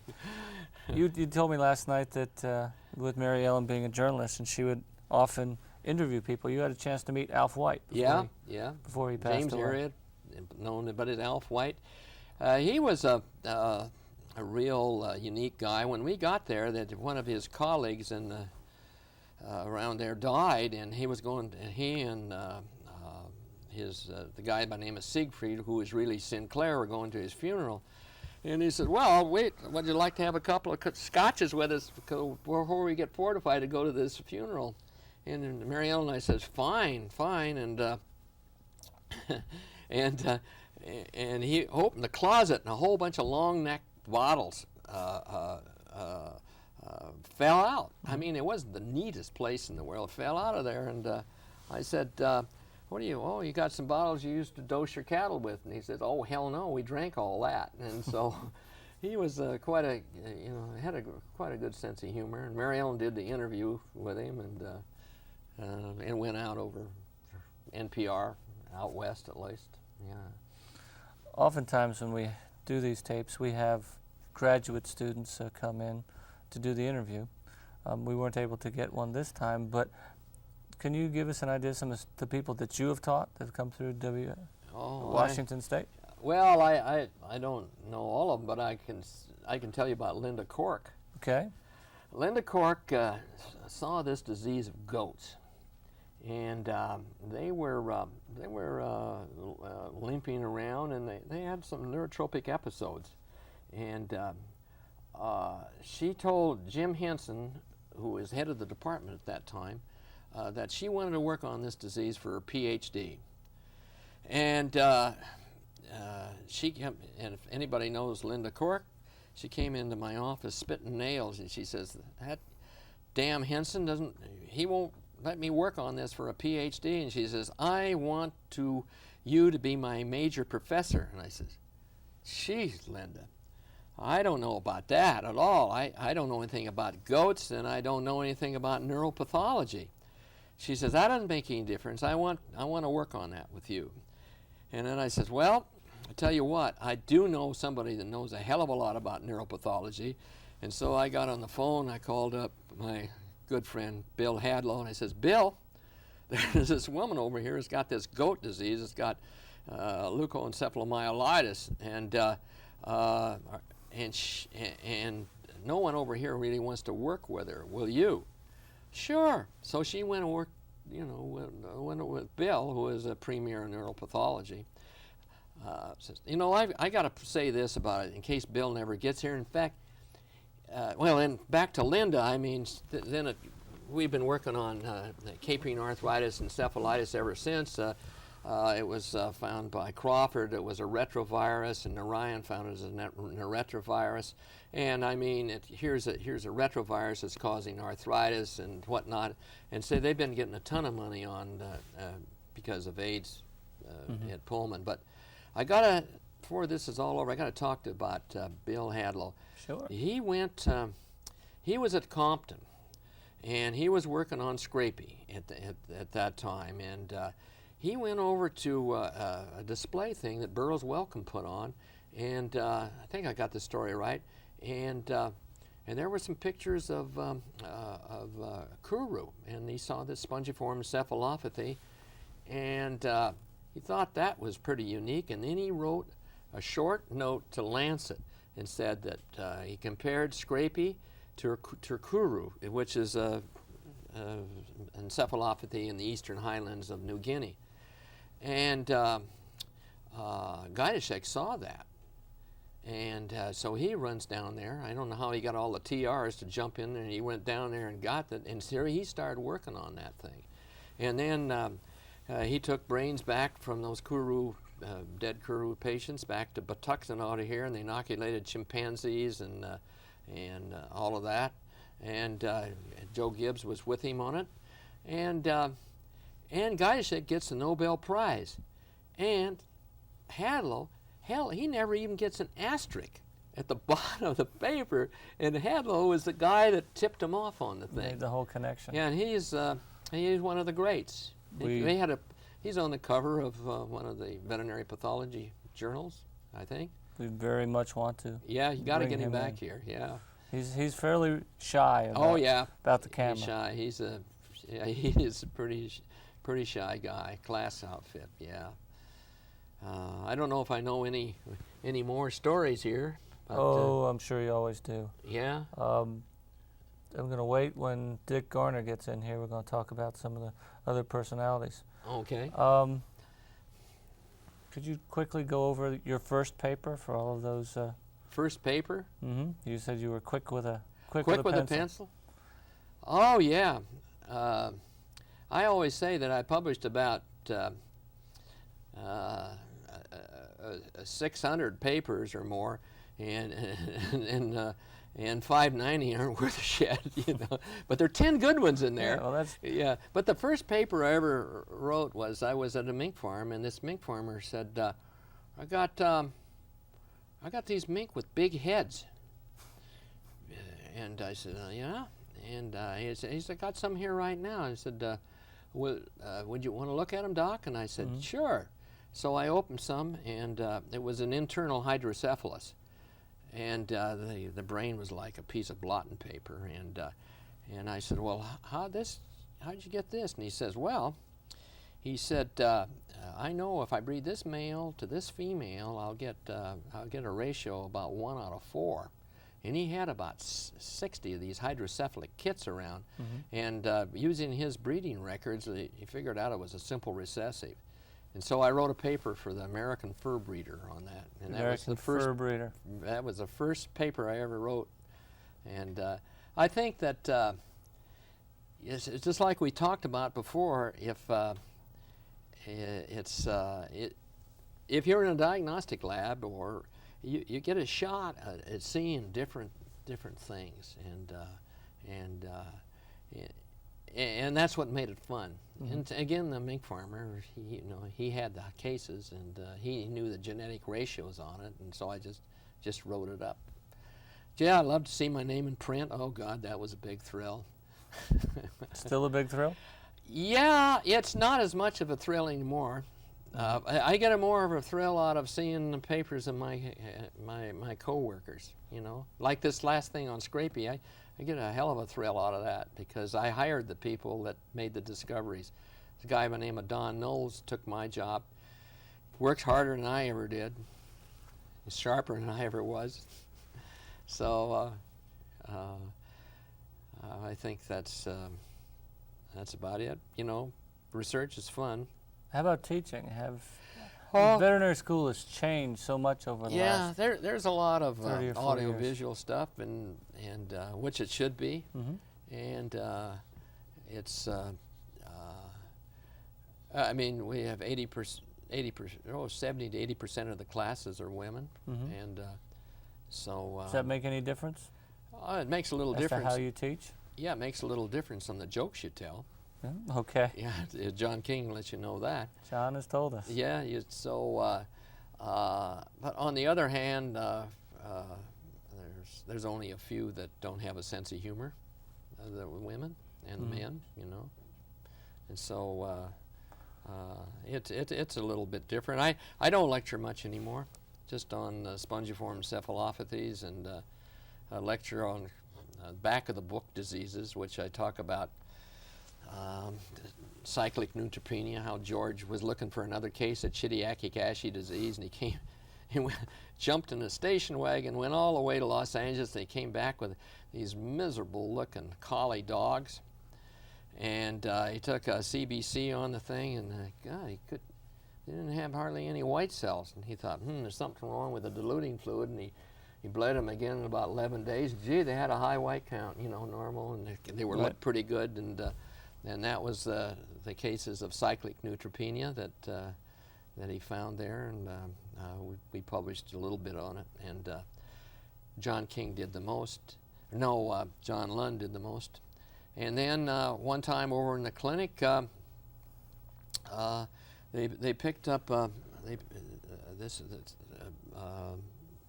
spaniels came in, Springer spaniels came in with scars all over, scars everywhere on it. And and the clinician said, geez, you pick this up, you just get a handful of skin. And the mink farmers were getting this too, because they had pelled a mink, pull the skin off, and it disintegrate. And this was a case of, it's a partial dominant, it's called Ehlers-Danlos syndrome. Right. And so those are the first cases in mink we had, and I think somebody probably had it in dogs before that, but we wrote it up. Quick on the pencil. Quick on the pencil. Yeah. Here's the tough philosophical question. Yeah. What would you want to be remembered for? If you had to pick one thing of all the many things that you've done, to be remembered for? What are you the proudest of after 55 years? After all these years, yeah. I suppose you'd want to be remembered as a good guy with a sense of humor, and I suppose the work where Cordy and I found the rickettsia salmon poisoning, which that's kind of what I call textbook stuff, and that's probably it. Yeah, nothing too exciting. Just a good guy with a good sense of humor. Yeah, that's all. Where do you see our field going now? Pathology. In pathology, well, I can only talk about Washington State because that's, well, I'd talk about more of that, but the field now is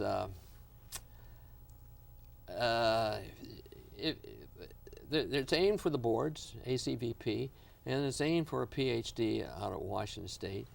And as far as the PhD goes, there isn't anybody collecting squamous cell carcinomas anymore, or doing any of this kind of material. It's aimed directly at molecular biology and along one line. And maybe that the people have been working on caprine arthritis and encephalitis, there's maybe been 10 PhDs on it.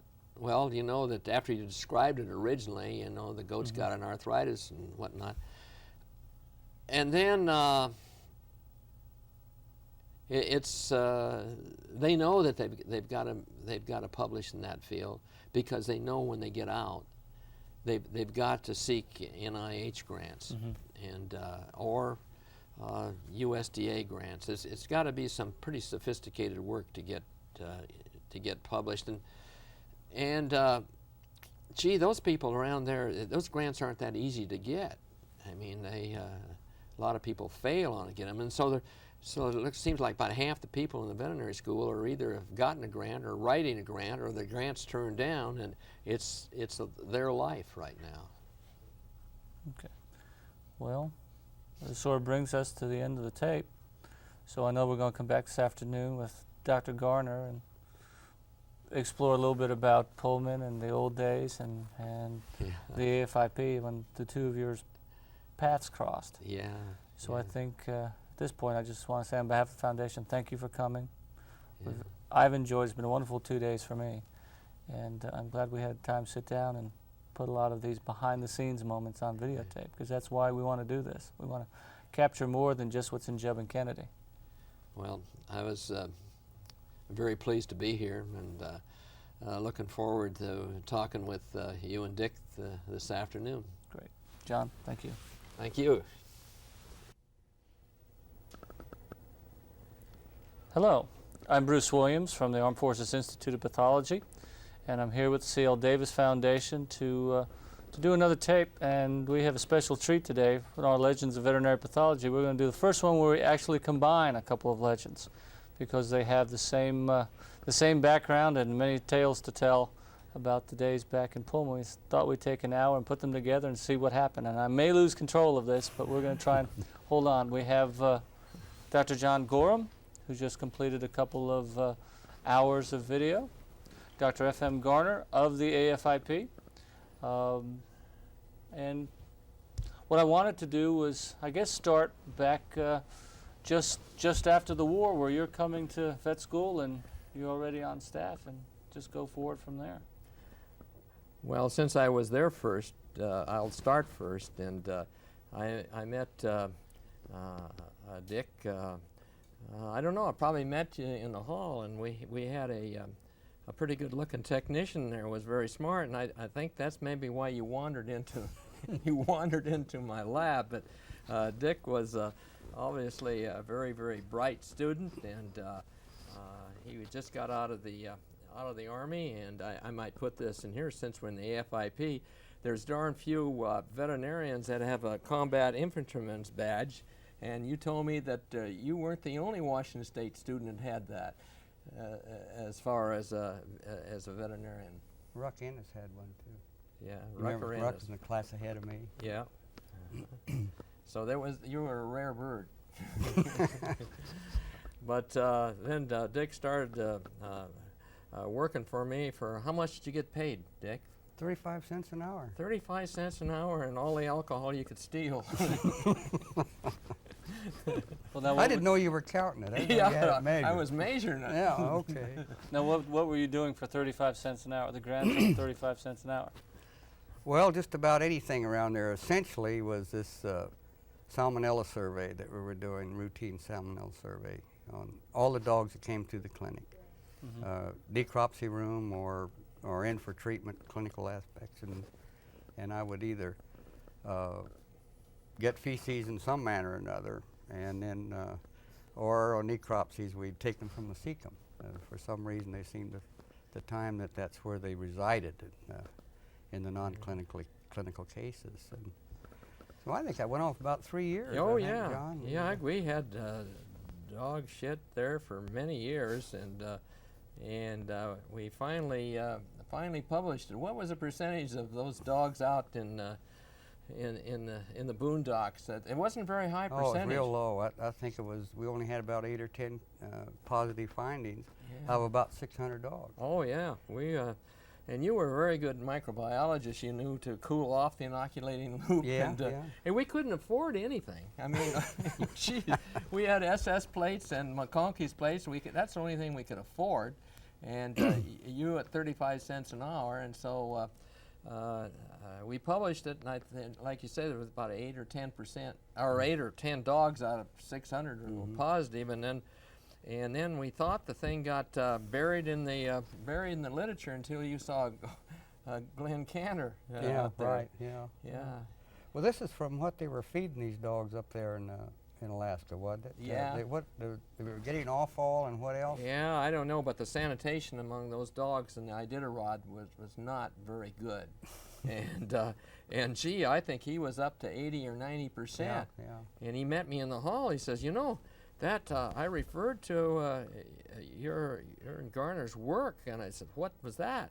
He says, about the dogs. I thought that was buried forever. He said, I just compared it to in Pullman. I mean, where we've got dogs with very low salmonella. We're relatively isolated out there. What do you think of Pullman as far as isolation? Well, there's no question about that.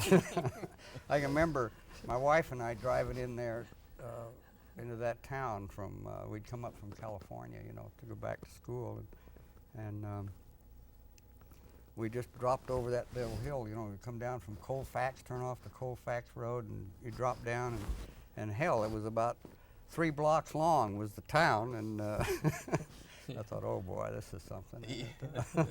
This is something else, but well, what was Pullman like when you got there? We had Dr. Gorham was talking a little bit about his whirlwind veterinary education in 3 years and how he had to skip a couple courses like radiology. Yeah. Had they corrected some of those problems? Yeah, when you they got did there? by the time you got there. Well, their education wasn't a hell of a lot better than mine. No. Well, I think the biggest problem we had, I mentioned the other night, was the faculty was getting back from the war too, and so they were having a lot of work getting their lectures ahead. It was like Dean Stone told me. He says, I was only 1 day ahead of you in physiology, 1 lecture ahead of you. And he says it was really a grind, and that was after he was dean. We were talking at a meeting somewhere. But the biggest thing at the time was when we got there, and the class only had about 45 people in it at a time, at that time, up to that time. Yeah. And hell, there were 150 qualified people when I applied to get in, you know, and from out of state too. However, Washington State always took a couple people from Arizona. I don't know why, but they always did. Yeah. And you had to balance things up. they'd have so many foreigners. Yeah, to have foreigners. But what happened, we readily recognized that you're going to have a B average on the remainder of your pre-vet stuff or you weren't going to get in. There's just no question about it. And so I had some more chemistry to take, and I was lacked 2 more hours of zoology and 2 hours of English literature. And I think it all totaled about 11 hours that I had to take as a pre-vet. So I was able to, you know, make good grades with that light load, you know. Yeah. But it was tough, and most of us, I had applied to go back in the Army because I was pretty well convinced I wasn't going to get into vet school. It was that tough, and it didn't get any better even when my son came around. He had the same problems, and they were taking classes of 90 or something, weren't they, John? Yeah. Yeah. But it was always tough, and it was, and I always had the feeling that I had good instruction and everything, even though it was. Well, you had better instructors than I did because you had Cordy from the China-Burma India Theater. He came in there and he was a big stimulus, wasn't that right? Yeah, well, he was there the summer I was working there before I got into vet school. In between my pre-vet, I'd already gotten in, but I was working in the barn, putting up hay and all that good stuff, you know, milking mastitic cows. And but Don had a brother that lived in Buckeye, Arizona, which is south and west of Phoenix. It's a farming area, and so Cordy and I'd sit out there on that corral, the old corral that was there, and talk about the war and Arizona and everything else. In the evenings, I'd be out there. I'd have the evening feeding on the animals in the barn. He wasn't married. The cows. He wasn't married then, but he had a bit of empathy for you because you came back from the big war as well, and so he had. Well, how many people in your class were returning from the war? 90-some%. We only had about 3 people who were not. One guy was too young and was drafted later on in our freshman year.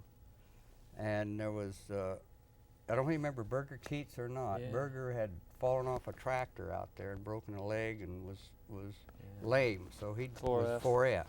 But all the rest of us were in the Army and had been. I was in 5 years, and most of them were in that long too. All over the world. You mentioned the sports teams at Pullman were all 4Fs? Yeah.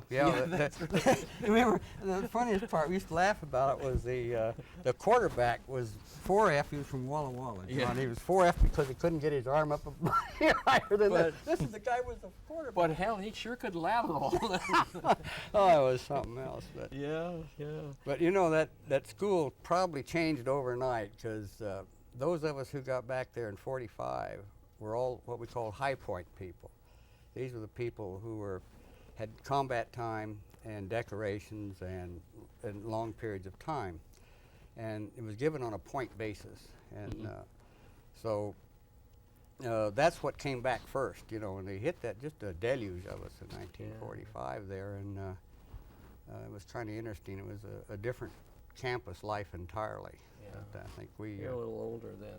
We were older, and no one was interested in getting back to wearing the beanies and all that sort of stuff. It just wouldn't have worked. No, there wasn't many frat boys in your group. No, they didn't, go into fraternities or anything else. And about half the class were married when they came back. Yeah. Was the guy in your class that buzzed Yankee Stadium in a B-17? What was his name? I don't know, but anyway, he... Well, that might have been Noel Redrick, who quit about in March in our freshman year, went back to the regular commission and was flying planes again. I don't know who it was, but anyway, that was I didn't know that story. But there was a lot of good stories about you guys running around there,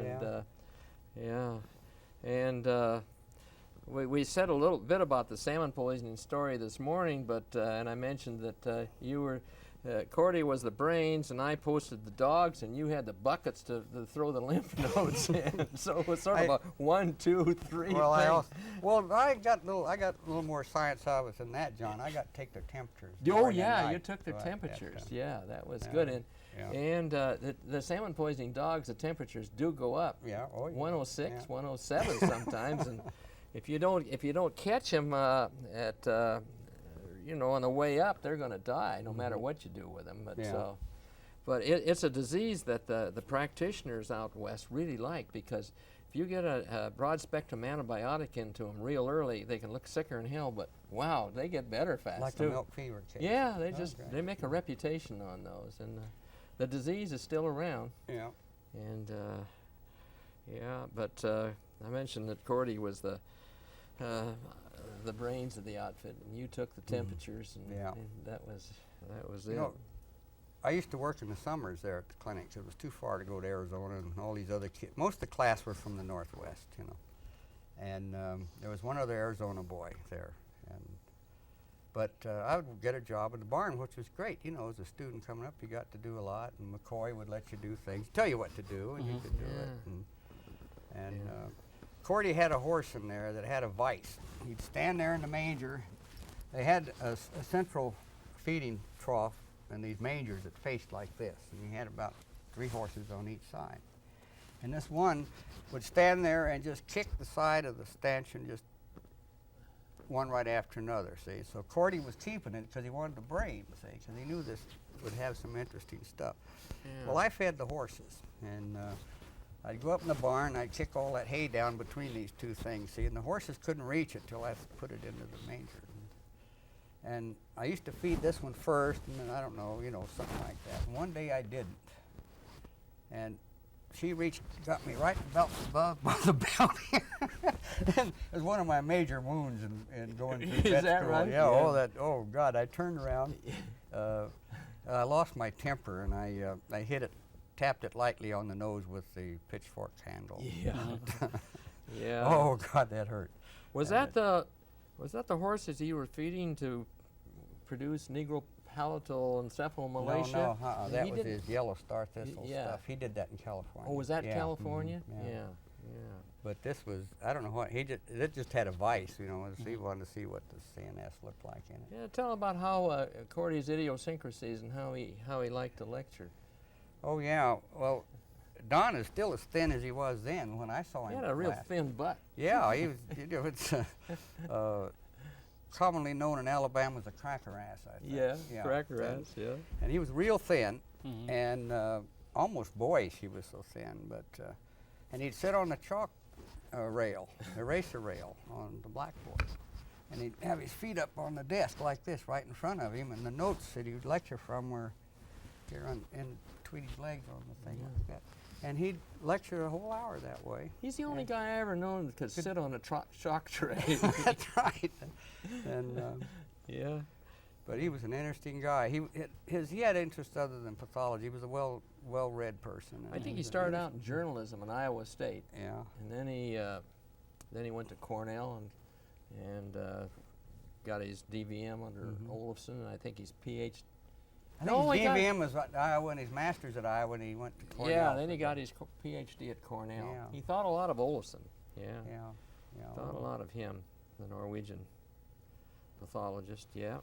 And so then I kind of, what else can you remember about Washington State? You better reiterate the McCulloch episode. Which one is that? Which so one? Many of them. Well, I don't know where you'd. He would walk to the back of the room and spit on you as he lectured. Or no, that isn't the one I mean. The tumor episode. Oh yeah. Well, when about halfway through my sophomore year, I've forgotten the doctor's name, but he was up in Palouse, and I guess McCulloch thought he had hemorrhoids, and he went up there, and I guess 2 days later he was back at the Mayo Clinic. Yeah. And came back with a inoperable diagnosis of adenocarcinoma with metastases in the colon. And he continued to lecture some at that time too, and he still worked. And he was a prolific writer. And one of the things he was after was a vaccine for mastitis. He thought he could make some staphylococcal vaccine. Remember these? Yeah. And I guess he got some anaphylactic shock and everything else with He this was killing stuff. cows. Yeah. But anyway, those of us who wanted to would palpate his liver, you know, because he had extensive metastases. He asked you to, didn't he? Yeah, he wanted everybody to do that, and just like when he infected himself with cutaneous anthrax, all of us had to watch the progression of this particular disease too.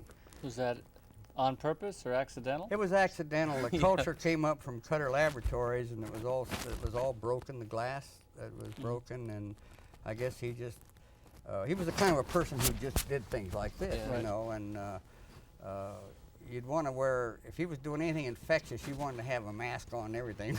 He was careless, kind of like Quartrip, you know. Yeah. But anyway, he right. plunged his hands down there, I guess, some way or another, and cut his hand. And this was some anthrax spores he'd got. He was going to use them to show us how it would kill mice that rapidly and all that stuff. So probably was pretty virulent. Yeah. But, so he developed this cutaneous pustule, and we all had to watch this. And he kept reminding us that should you see one of these or develop one of these, don't let some physician try to lance it, because he says then you've broken down all of the immunological barriers that are around this lesion, I guess. Yeah. And you would be gone before they could do anything for you. But You know, it's funny how you remember the characters in school. Oh, you know, yeah. I mean, they're the ones that, of course, in our class, in your class, McCoy was a godlike figure. Oh yeah. Because he was he was an honest-to-God practitioner type, Yeah. you know, and so they named the building after him. Yeah, yeah. And so he's Where we all took anatomy. You were up on the hill though with the old building, weren't you? Were you ever in that no, old that building? I was the first class to move down there. Oh, you were. Yeah, huh? moved down. Yeah, and then you what happened? Let's see. Then about that time you graduated and you disappeared from Pullman. Where? I went to Arizona, and between my junior and senior year, I went down to Phoenix and worked for a veterinarian down there in for veterinarian practice, and went down there right after graduating to go to work. I graduated on the 30th of May. 25th of June was Korea. 7th of July, I'm standing in a line getting my final type physical, going back to orders to Korea as an infantry captain. Oh. And fortunately, the officer who was processing my stuff said, well,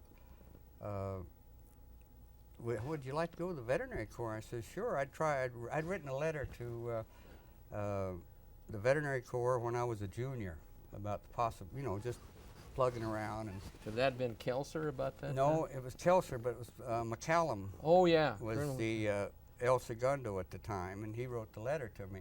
Yeah. And at that time, veterinarians came on active duty as second lieutenants. And I had asked in this letter what I could, you know, what rank I could come in on, that I was a captain in the infantry reserve and so forth. And this letter came back, no, Colonel Caldwell was the exec at that Okay. time. And he says, because of your prior experience and all that sort of thing, well, we'll bring you on active duty as a first lieutenant. And so this colonel there in Phoenix said, well, he says, you know, you get busted back to second lieutenant. And I said, no, I'm not going to be another second lieutenant. I said, I've already been that route. I said, I'll go to Korea and take my chances. And so he said, and then I told him about this letter. He says, oh, hell, we'll just put that in for transfer as a first lieutenant, simple as that. And it came through.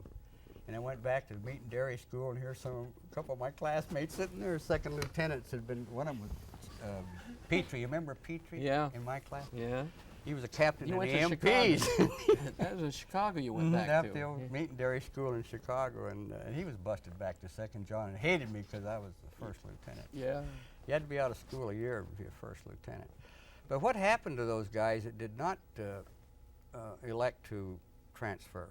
Because of that, as soon as they got to Korea, they were grabbed off by the civic action people and ended up with working with vaccine production and vaccination of cattle for render pest and all that sort of thing. So So that probably would have happened to me anyway. But did you go to Korea then? No, You didn't? went to Los Angeles and stayed in Class 3 type inspection there, procurement inspection. Oh, I see. And I'd keep writing, you know, every time they come around, want to know what you want to do, and I'd write a letter about wanting to be a pathologist, you know. At that time, I think the Vet Corps had about 3. There was Carl Jones, of course, and Yost, who was up at Edgewood, and then Gleiser, Chet Gleiser. Colonel Gleiser, Chet Gleiser, yeah. And that was about it. It was qualified veterinary pathologist in the Army, and that's all they really needed. And so, anyway, I decided, well, heck. You sure you want to say that's all they really needed? At that time, you yeah. know, we're in a godlike structure. Well, I guess maybe let me rephrase that. We're coming out of the woodwork. I guess that was what the staff that they had at that time, and they may have had some other people that would come on active duty that were already pathologists too, but I didn't know those people. And so a little while after that, if you want to, I can kind of tell you what the progression of the veterinary thing, if you want to. At the time, there was the head of the Secretary of Defense was a man named Charles Wilson. He'd run the General Motors operation. And we called him Engine Charlie, and he was after the veterinary corps. He didn't think the Army needed a veterinary corps. And he was going to get rid of it. So all of us were urged to write letters to our senators and all this sort of thing because of this problem, you know. And I'd already made regular Army by that time, so a lot of us were wondering, well, what branch will we go into, you know, if the Vet Corps dies? And so Marshal Osteen, who was later Chief of the Corps, and I was stationed in Richmond, and he was the station veterinarian at Fort Lee. And we'd been to a party the night before.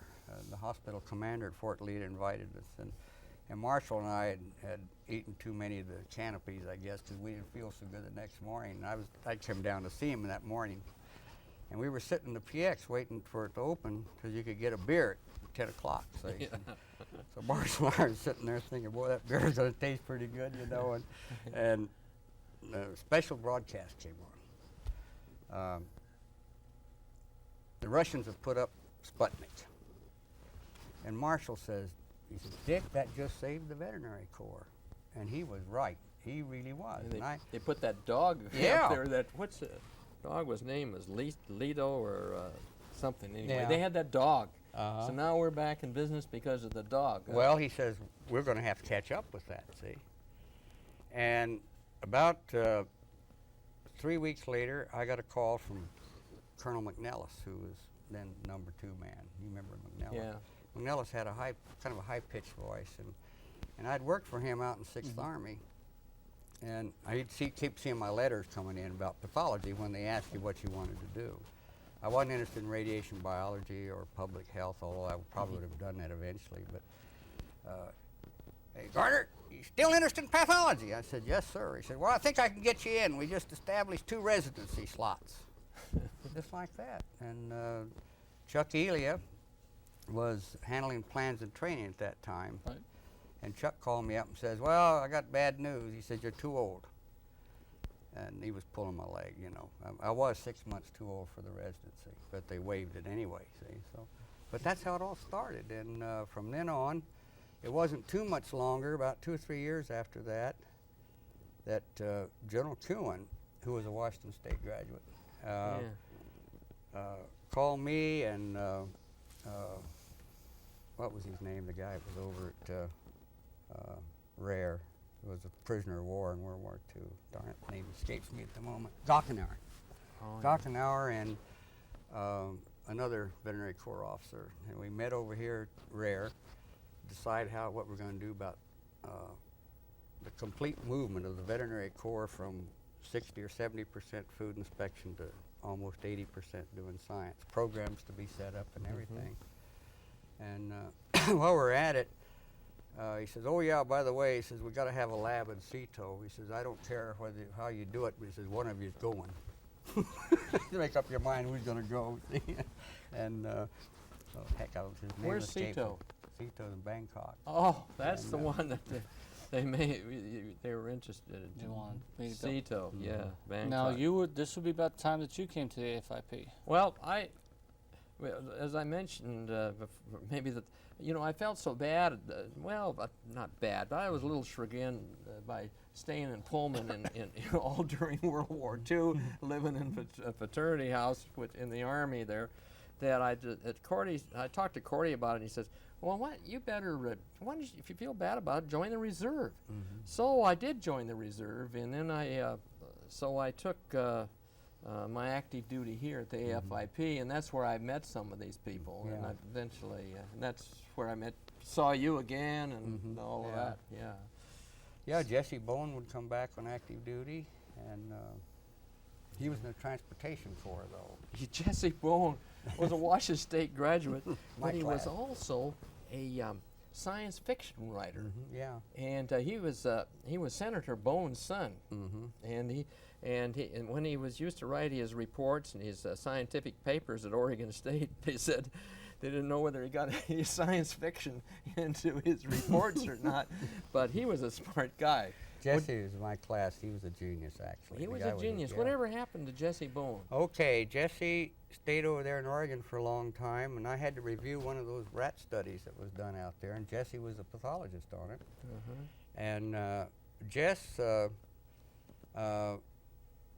went down to, he got the bug on sailing. You know, he got into sailing. And I see. he went down to the that veterinary school in St. Kitts, and he lectured down there in pathology for a couple of years. And when I was down there about 3 months ago, Dennis told me that Jesse was back up in Oregon again. Oh, is he? now. Oh, He's not teaching; he's retired. But Jess was so darn smart. He just couldn't. He just irritated people all the time. He could. Oh, he's abrasive, and I remember. In anatomy, the first semester there, McCurdy'd come back, and McCurdy was our prof. He just come out of the army. He was. We were scared of him. You know. He was a colonel, wasn't he? Yeah, and lieutenant colonel. Yeah. In a veterinary evac hospital in Italy. And but anyway, McCurdy was real cold and boy, just tough. And we all thought we were going to the lab on Saturdays and everything else because we were afraid we were going to flunk with him, you know. And we had the final. And McCurdy was going over the final test with us. And Jesse, they're freshmen now, first semester. And Jesse says to, well, I have a question, Dr. McCurdy. And he says, well, yes. And he says, I felt that some of the questions on there probably wouldn't be useful for us as a veterinarian. And McCurdy turned, he was a typical Scot, you know, a real rosy complexion, you know, and everything else. And McCurdy didn't say a word for a second or two, and he just turned crimson.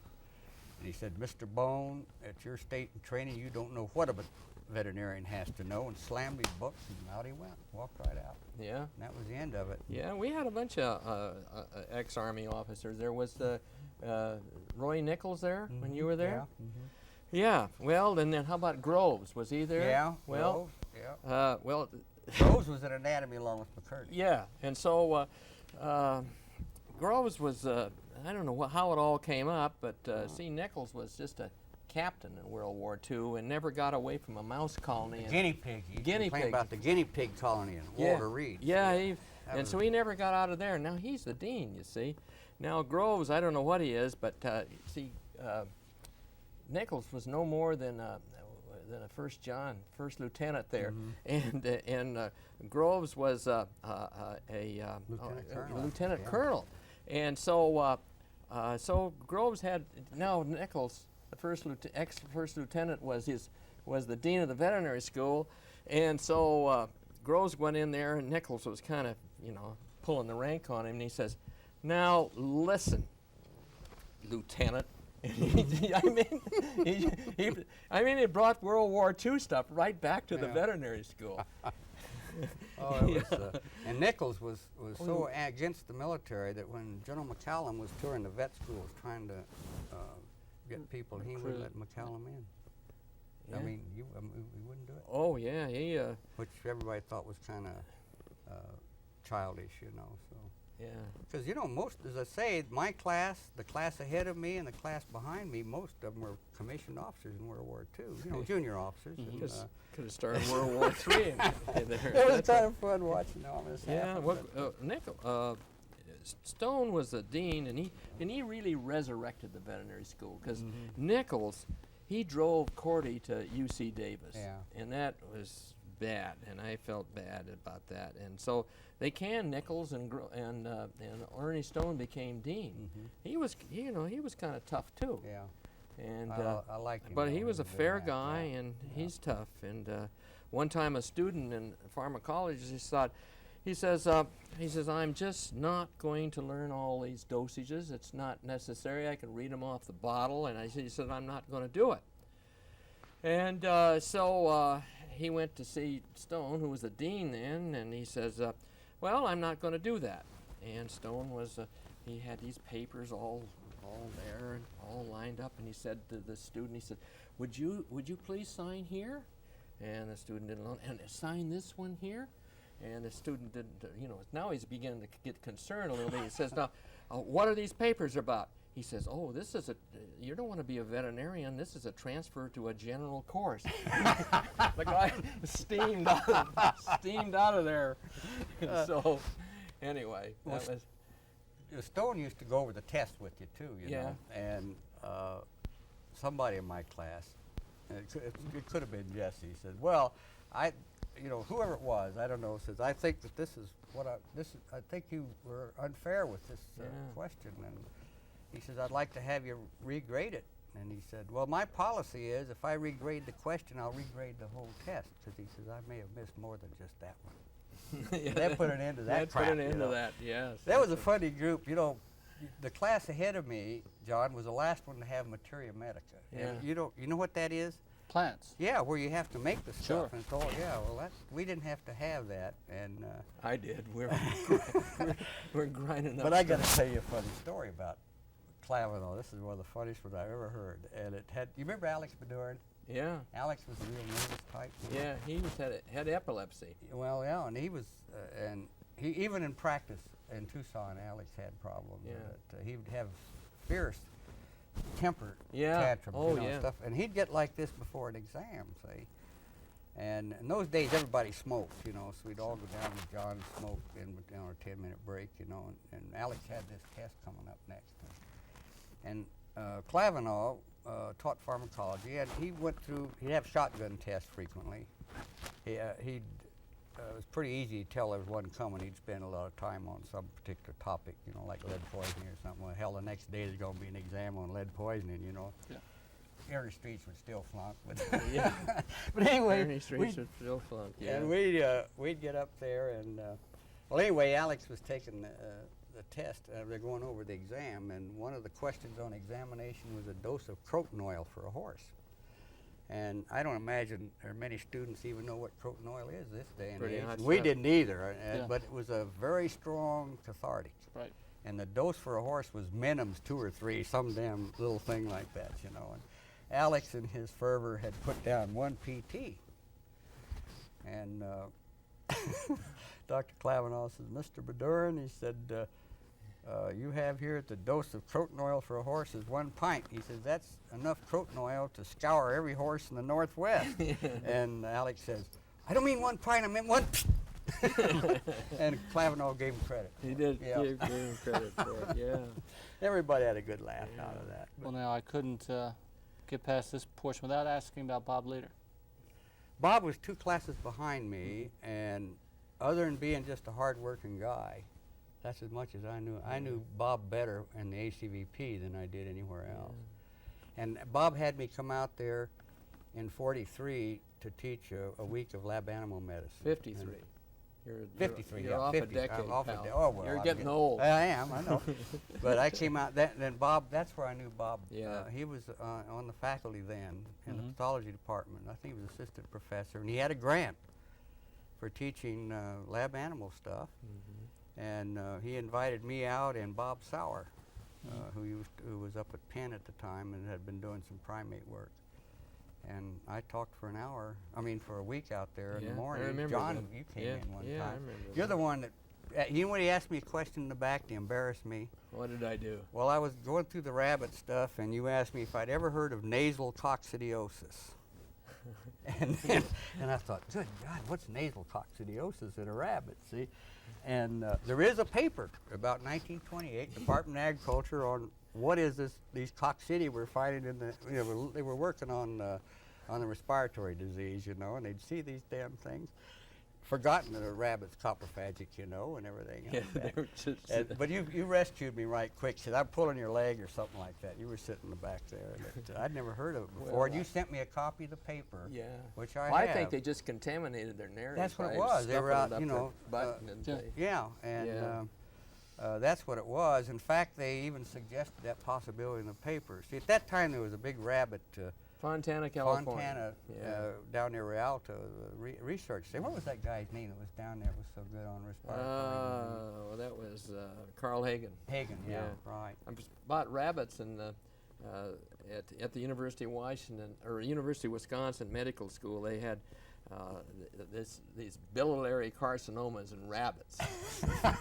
She's a pathologist. Said, "Oh God, look at this," and so. I thought, well, Charlie and I just better publish this. And so Charlie Davis and I published on case report on biliary coccidiosis. And I sent the guy the reprint. I thought he was sort of a smart-ass MD anyway, and so I sent it to him. Well, speaking of smart-ass MDs here, it reminded me of this guy sent in a case of sarcosporidosis in a duck. He'd been out hunting, an MD. So we wrote him back the usual boilerplate about sarcosporidia, common, and the life cycle wasn't known then, but it was kind of interesting, and about 3 weeks later we get a letter back from this guy, including references to 3 or 4 papers he'd written on sarcosporidosis. He did. Yeah. And it was. He really had given it to us. He really stuck it to you. Having fun with it, though. Oh, It was well, you gotta have a little fun. Yeah, that's and that's he says right. he felt like he'd been defrocked. Right. For a long time, Charlie Davis never sent anything into the place here. Mm-hmm. And I couldn't figure out why that was. And one day I asked him at a meeting, I said, Charlie, we haven't had anything in you in years. And he says, well, didn't you read the letter they sent out to all of us? And I said, no. Well, what it was, Maurer, at one time they took things from practitioners because they wanted to build a registry up, particularly tumors and things from small animals. And so we finally worked off a backlog of about 5,000 of those cases. That's what I did as a resident. And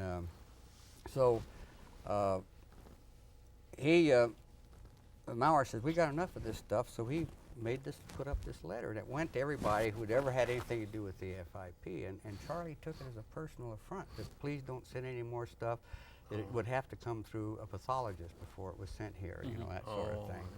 And Charlie got one of those letters, see, and he took umbrage to it. He thought, and like that's where the defrocking thing. I thought he felt really bad about this. He was out at Denver with Sam Thompson at that time. Yeah. Sam was another one was in pathology with that group, but I don't think he passed his boards yet. But he was coming along. Yeah, Charlie.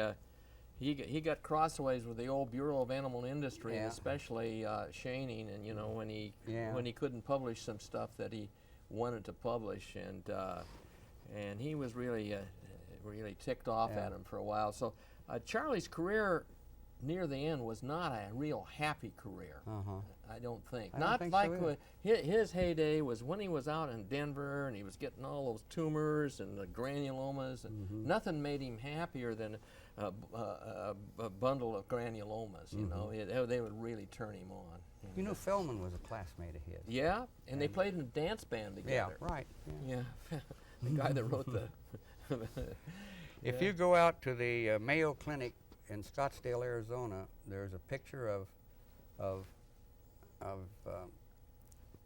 him there, and along with he had another veterinarian with him there. Oh heck, what was his name? And the pictures of both of them are there. At it's kind of like outstanding members of the staff. They're not identified as veterinarians, but they're on there. There's Charlie. Yeah, and enthusiast. He was a fabulous guy. Well, what happened to you next?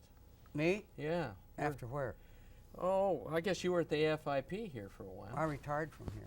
You Yeah. retired from here. Yeah. Oh, I see. And, Now, Jack Moulton was also from Washington State? class ahead of me. Yeah, he was Plus in how my. do you- Well, he started in my class, and Yeah. he went off to the big war, and he came back. Yeah, there was Yeah. 2 or 3 of those guys came back about Yeah, that yeah, time. yeah. The guy that went up there became Alaskan veterinarian, territorial, That's married Wagner's married secretary. the secretary. Fred is that Hunsaker. Fritz Hunsaker. Yeah, Hunsaker, yeah. And yeah, well, then there were a couple others that came back that way, but Roscoe Balch was another one. This was an interesting thing. This guy was a natural guy with horses and cattle. He could walk in and just had a way with them, you know. And before we got out of school, Roscoe was in a class ahead of me. Yeah. Came back and joined it. Became sensitized to animal danders. He'd been to every damn immunologist west of the Mississippi, and he still looked like, you know, it was Yeah. awful. You may remember yeah, it. it became getting chicken research. Yeah, that's what he did. He went down to San Luis Obispo and went into chicken work. Yeah. And it was too bad because this guy just, you know, you knew that he knew how to handle horses Yeah. and treat them and everything else, and it was really sad. Yeah, it was, And, sad business. Yeah. Are we leading you astray? Not at all. Not at all. One thing I wanted to cover, though, before we run out of tape is the Martini story. Oh, the martini. I don't know why you're having trouble remembering this. Is this the you one? You had too many olives, I think. Oh, the Martini story. I thought it was the Martini, the pathologist at Colorado. Nobody does know. Yeah, what is the Martini story? You and you're carrying a martini in your pocket. Well, who was there that night? Bud Tucker, myself, and probably Jerry Adcock. The whole Oh, yeah. crowd was there. It was Yeah. after the polo course, and we were having a celebration.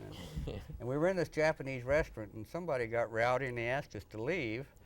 And you took your drink with you in your pocket. Yeah. And we went across the street. There was some other kind of a dive. Those days, that Japanese restaurant, the Sakura, Right. was across the street in that little hotel, actually. And somewhere in the deep, dark past, where they moved across the street, and they were in the hotel when we were over there. And we went across the street to some other disco or whatever it was, and you pulled that out of your pocket. You had Yeah. on khakis. You had a summer uniform. You Yeah. had your chinos on, and you pulled it out of his pocket, and there's still a little bit in the bottom. And I didn't spill it. I didn't want to look like I was incontinent or anything, you know. So I was very, very Yeah. careful. And then it really impressed you, didn't it? Yeah, well, Bud Tucker talks about it too. Is So we that right? remember that. Yeah. You know, and it was so funny. Yeah, that's. We were all about half Then gassed anyway. you know, I guess you won't be remembered for Aleutian mink disease No, or all the Aleutian- others. No, Aleutian I won't disease. think The Martini story. Yeah. The only man that could carry a live martini in his pocket. Right, that's true. That's funny. Well, it was interesting days when I was on active duty here. Crandall, I remember we had Washington State. We had a cat house there, what we called Yeah, a cat yeah. house. That was there and when I was there. it was loaded up with cats because old Mark L. Morris was going to give us money to see if their cat food, their KD or CD or whatever the hell it yeah. was, would prevent panleukopenia. So we got all these damn cats together, and Jesus, and then they didn't get well. We're just getting ready to start the experiment because half of them were going to get his CD or whatever, and half of them were going to get cracklings or some damn thing, you know. But we had an outbreak in there, and it killed everything, and we did have some on CD. It didn't make a damn bit of difference, and so old Mark L. He canceled that. But in those days, we would take money for anything, anybody. Yeah. And this, of course, has to bring up the chinchilla story because we did. We didn't have any money in the 50s in there, and so the National Chinchilla Breeders come along and said, we've got this problem of fur chewing, and I said, and we'll give you some money to study it, and they gave us $10,000 to build a building, and money to study this. Well, so we got all these chinchillas in there, and Mom was chewing off Dad, and Dad was chewing off Mom, and they were chewing off their kids. I mean, you never seen such a mess as those damn chinchillas chewing hair. And so, so the first month we ran. They had to have a quarterly report, or we wouldn't get any money for the next quarter. Yeah. I mean, it was something. And so the first one, it was easy. I said it was nutrition. They had a great diet, and so it was a negative, nothing. And the next month, I looked around, and they didn't have any parasites on them. And I said, and they were happy so far. Here comes the next month, and no report. So the guy said, well, why don't you go up to the psychology department and find out about this? And so I went up, and his name was Doc Elder. That's really his name. I says, Dr. Elder, we got this problem with and chinchillas are chewing their hair off. And he says, oh, this is an abnormal behavior pattern precipitated by a close environment. We will send you down a graduate student because mice chew their hair, guinea pigs chew their hair, rats chew their hair. Oh, we'll send you down. So here comes this guy. His name is Melvin Farquhar. And so Melvin, he first of all, he made a white box with black pegs in it, and then he ran those chinchillas in and out of that, and then every time they ran around one of those pegs, he had a clicker, and then they had the reciprocal. He had the white box with the black pegs, and black box, the white peg, and then they were running around there, and then he'd put that on log paper, and he had lines going this way and that way, and we sent that to the chinchilla breeders. Oh God, they're really enraptured. Enraptured. And then one night he says the chinchillas are really spitting on me. I says, no, Melvin, they're not spitting on you. They're pissing on you because they get up in their hind legs and pissed on him. Well, Melvin, and we had a real tough guy from Eastern Oregon, by a vet student by the name of Jim Locke, and he came in one day and he says, if Melvin makes one more pass at me, because Melvin was a little, well, I don't know what he was, but he makes one more pass at him. He says, I'm going to knock all these teeth out. So at that time, I thought I better go up and see Dr. Elder, and I says, Dr. Elder, Melvin's doing a hell of a job. I mean, we're getting these reports out, and we really think it's great. And I says, but he's got this problem. And he says, we know about this problem. While he's getting his master's degree studying hair chewing in chinchillas, we got 3 PhD students studying Melvin. That's a good story. Well, I don't know if it, on that note, I think we're about to run out of tape, so I'm going to thank both of you. Wanted? I hope we got everything. Yeah, but, I've got. John and I could talk like this for days. I know. Couple weeks, we'll come back, do some more tapes with you. John, thank you so much. Oh yeah, I'm glad. Appreciate it. Because I did all the talking here, and you didn't hear his Army experiences. No. We're saving those for another tape. Great. I feel better about that now. There was at 50,000 feet and a pullback on the stick. Yeah, that's right. Okay, well, thanks for coming. Okay, thank you for having us.